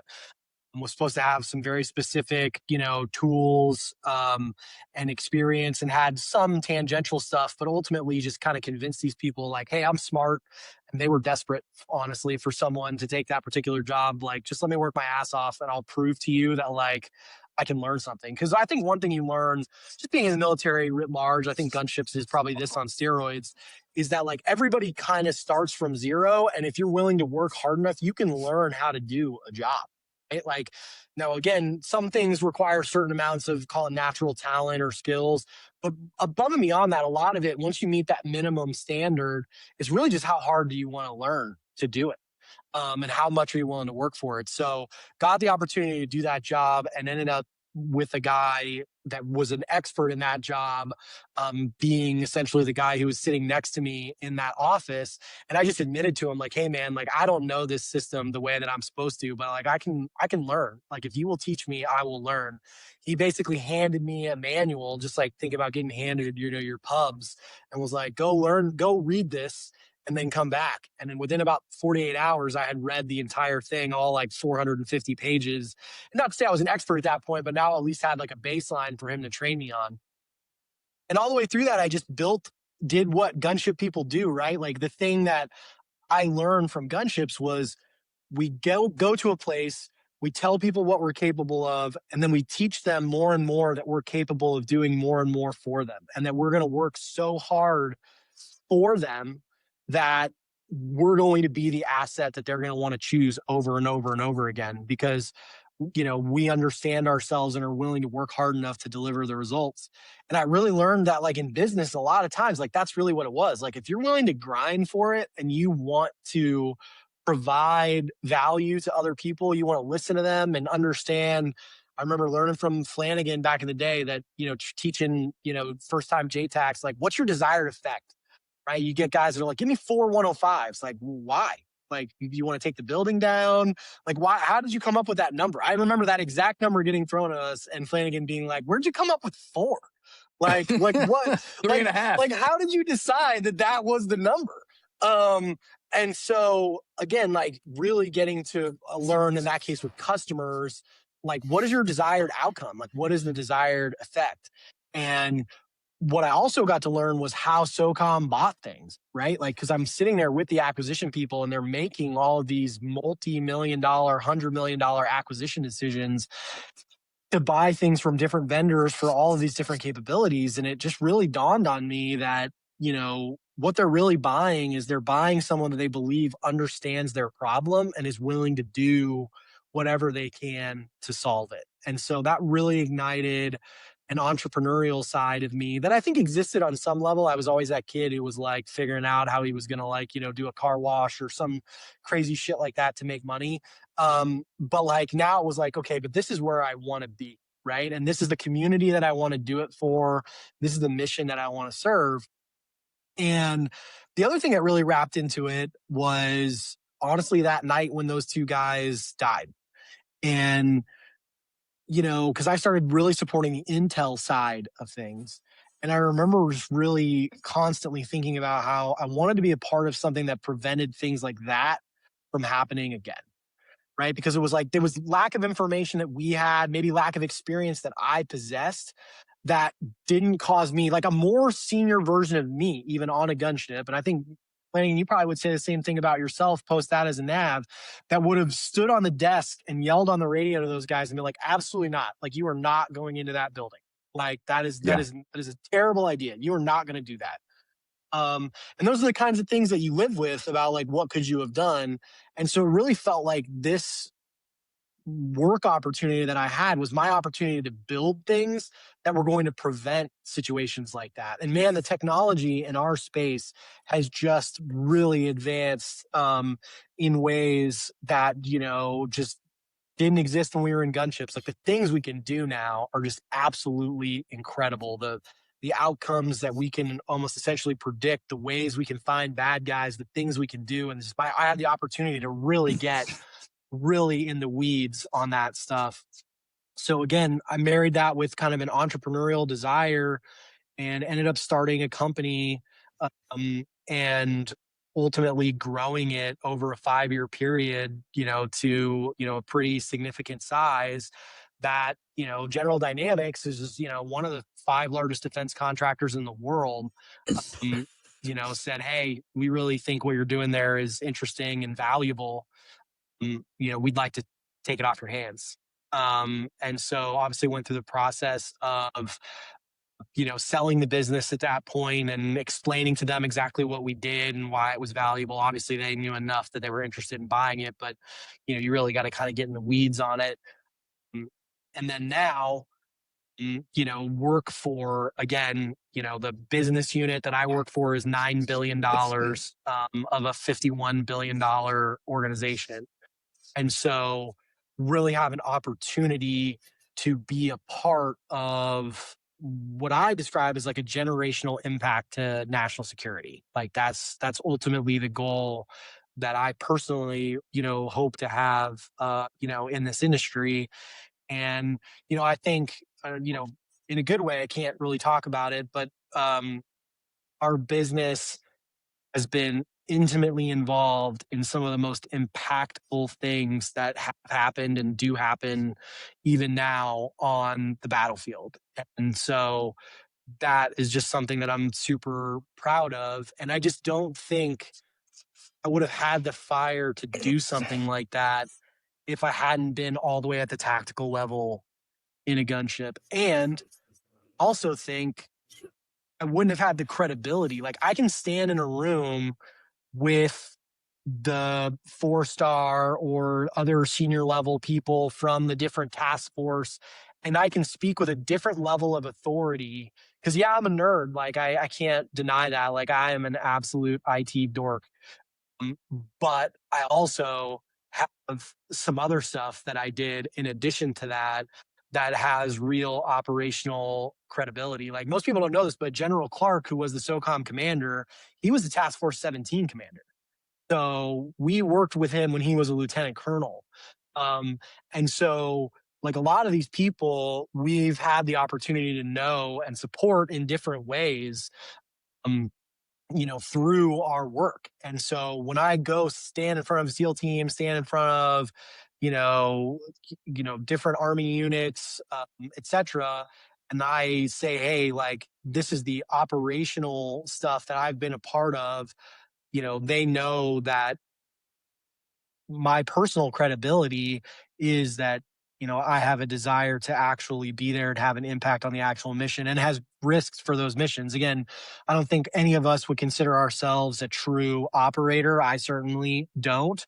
And I respect what it takes to be one of those people, but I think we fall into a group of people probably right behind that certainly were willing to do dangerous things in support of real missions, with potential real outcomes for ourselves and for others. And again, I think that has really shaped me into who I am, whether it's the willingness to fail and get up again, right? Which is something I learned in gunships, or the desire to want to do things absolutely correctly in support of those missions. So anyway, yeah, that's my story and why, I wanted to be on here. And the last thing I want to say to you, Pelt, is I think what you're doing here is really amazing. And I'm some people have said that, others have not, but like, at first when I first heard the podcast, I was like, oh, it'll be interesting to listen to it. But man, as I've listened to some of the episodes, like I can't tell you what it's meant to me personally to listen to other people tell those stories and, have those laughs about all of those crazy things that we did. And even what it's inspired me to personally want to do, outside of all of that. So, for what it's worth, I man, I appreciate just it, want to man. say that's it's an incredible thing that you're doing to give us an opportunity to come here and do this. So, I know I've Yeah, man. talked too Y'all much, but I'll being a part of this unit, this community, it's it's in the top honors of my life just to be able to throw my name up, with even at the bottom level of the greatness that the units did. And like I've said since day one, this show will never be about me. It is about you guys. It is about the stories. It's about About capturing us. what you did. And I I got really sick, and I've said it a couple times, but I got really sick of hearing 5-10 second hits when Spooky came in and did this shit, and it was shattering the house next door. And then it just goes away like it's, a bunch of dudes sitting in a talk somewhere on remotes. No offense, RPA guys. But I'm a gunship guy. it, I'm not, I'm you speaking know in what you general, are. people like, Danny Blythe. Um, Sorry. but it's not about wanting credit for anything. It's about wanting people to understand that there were 13 individuals in that symphony of chaos to get those rounds within danger close.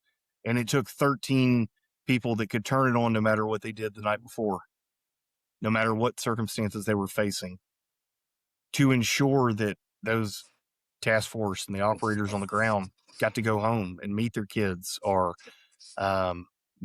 insert whatever outcome. And I really expected to get my shit kicked in for a while about the whole quiet professional thing. But it's important that the history is captured for nothing else. It had nothing to do with wanting anything out of this other than to give a place where guys could actually talk about the shit that mattered to them. That's what matters, not the crap we all dealt with. The problem with being out at the tip of the spear is you're right there entrenched in the politics of the current day. And so you do whatever the politics dictate, even though you may or may not always agree. And this is an opportunity, to talk to most guys who are no longer doing it. I've got some guys that flew Jays that are coming up in some future episodes. I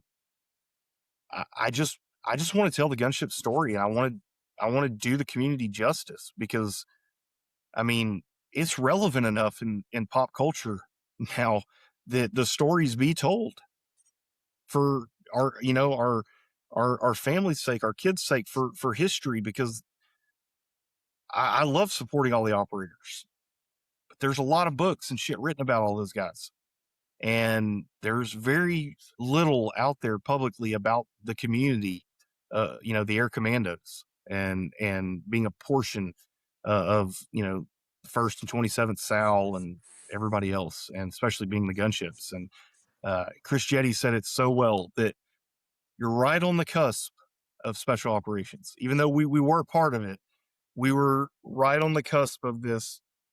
We're not operators with beards and everything, but we're not Big Blue either. We're this hybrid mentality. And like, to go back to you talking about, you know, rolling through the deed or wherever with no patches. Oh, Dude, you yeah. know how cool that made you feel? Like, screw you, Big Blue First Sergeant. Like, you don't need to know who I'm a part of, or who's in charge of me. It, you know, you're welcome to try to figure it out and email. It made you feel different, because there's no, you know, when you had 2 units in the entirety of the department that did that job, 2, and you were one of them. I mean, it's really cool when you start dialing the numbers down. So thank you. I appreciate you guys being willing to come on, because I started this and I had 7 people willing. And as of today, I'm somewhere in the 80 to 90 range, and Oh, wow. I'm trying to Go digest riffraff. and go. I mean, but I've got some stuff. I've got episodes coming up. Like, I've got one with a couple of gunship guys going through like the medical piece of TBIs and flying. And that I went through with Dr. Gordon. And then I've got another piece with like some maintainers, because there's some stories there I want to hear about bringing these things back, you know, leaking everything under the sun and them having to put it back together. But it's about the entirety of the community.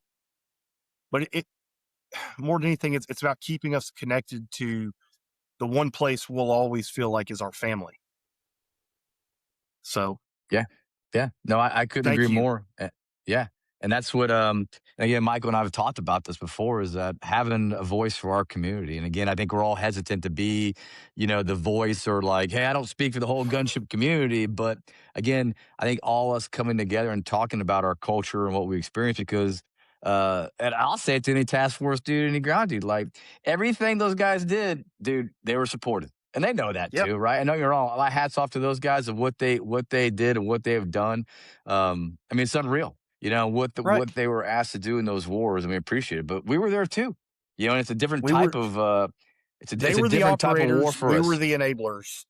Yeah, absolutely, and it touches you. It puts Yeah. its fingerprints on you, whether you like it or not. You know, and you can't do this job for any amount of time and done what we've done, and not affect you positively and negatively. And so I think, Yeah.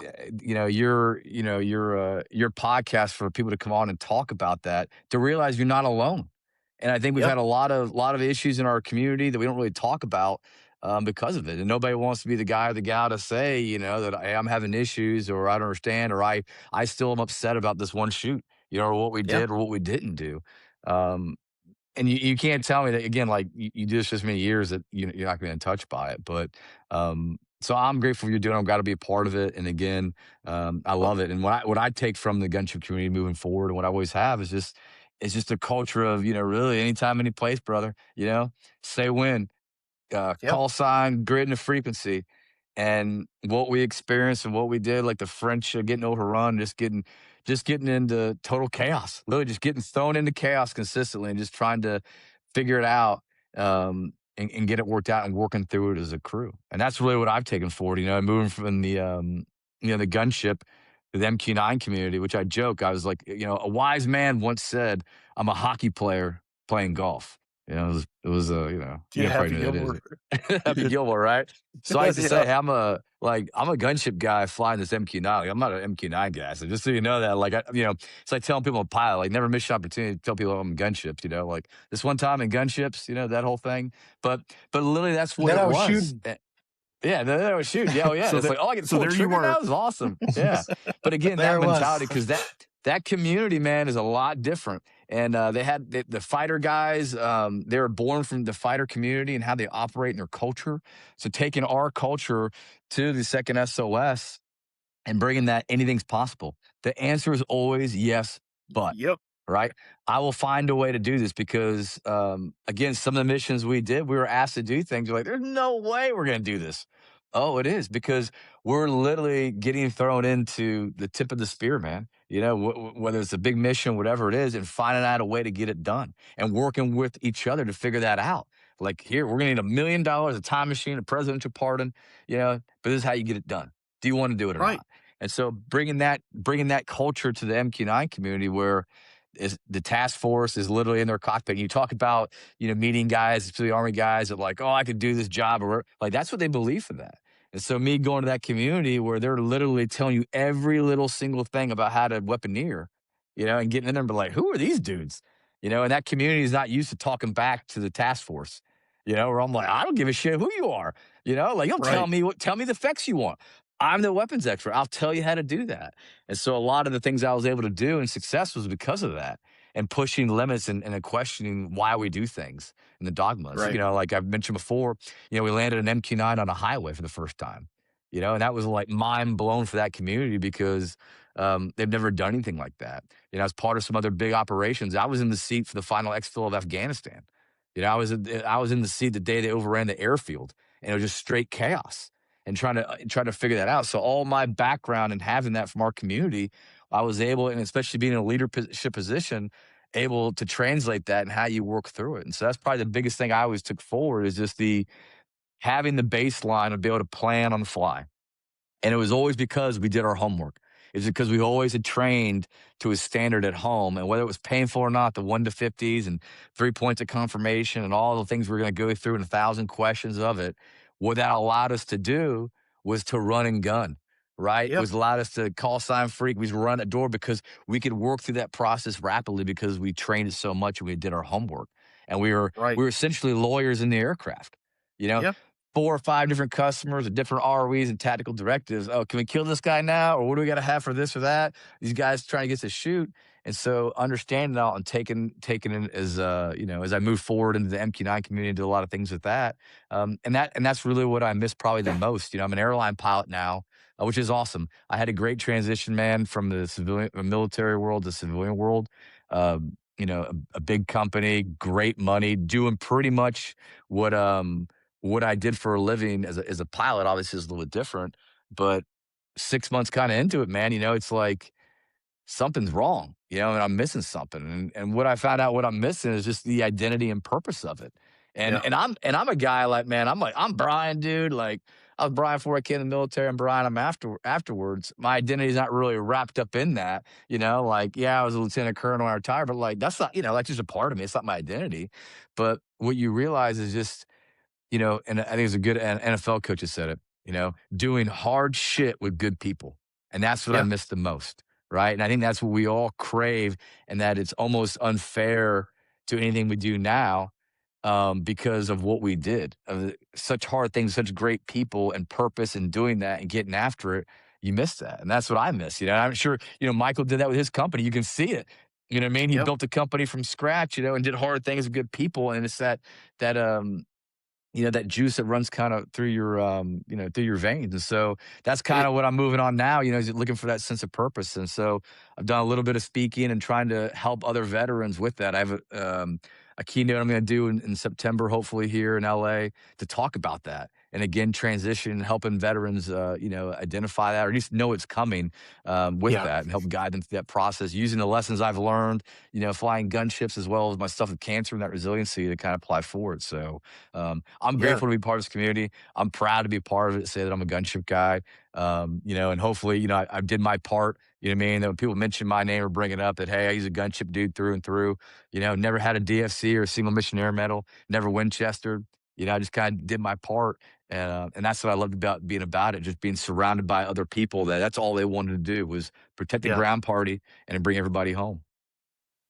And you know, the last thing I'll say about that to caveat what both you are, you know, saying, um, I've had a rough transition. I started a couple businesses, and then I lost my business in 22 after COVID due to a takeover by the investment group, and it really shook me, my identity of who I was. But what the hardest part about going through all of these things has been for me is we get addicted to being part of teams that win and succeed, no matter the circumstances. And that is such an unrealistic goal in the civilian world. You're not working with rock stars that can always pull the mission off. I mean, in certain capacities, you can. I mean, specifically y'all's two industries, I mean, you have to be on point.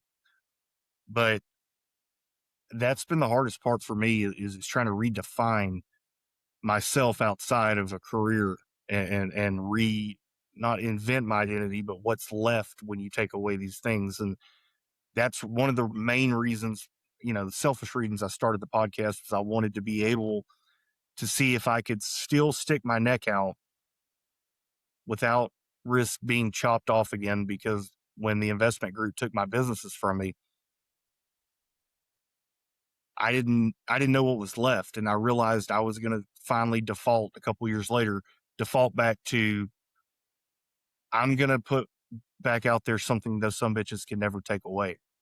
And it's the community, being a part of that. And so for me, it's been kind of an exercise in futility of, being able to get myself out there for no, like I said, I don't want to be the face. I prayed for a long time for somebody to do this, and I just couldn't wait anymore, and fully expected to get my shit kicked in. And I have by a few people, but they don't matter. So, I want our stories told and live on, and the successes like you two guys to be able to show the community you can kick ass. You can have great transitions. You can make anything achievable. You can do those impossible missions. And, I'm just grateful to have guys like you who are willing to come on, be vulnerable, be honest about the realities of it. It's like most people say, it was like 90%, getting your shit kicked in, 10% good times. But those 10% were so intense. The good times were so great, and the gratification we felt of doing those hard jobs, they last you. They burn forever. So that's my my final thought about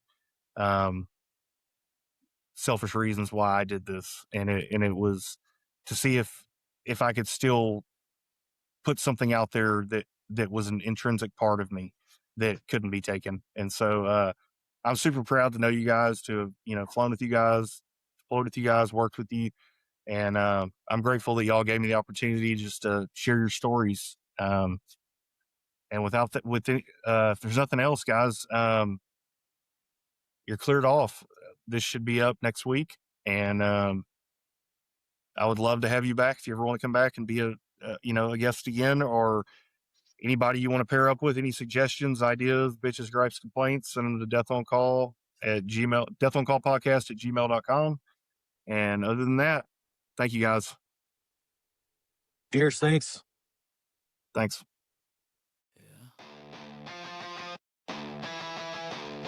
Spin it up.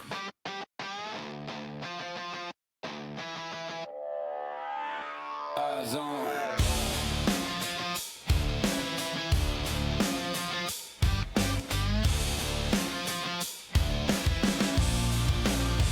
I'm a gunship guy. You know what you are. Circling the black. I'm the quiet star. You ride straight line. I draw a halo.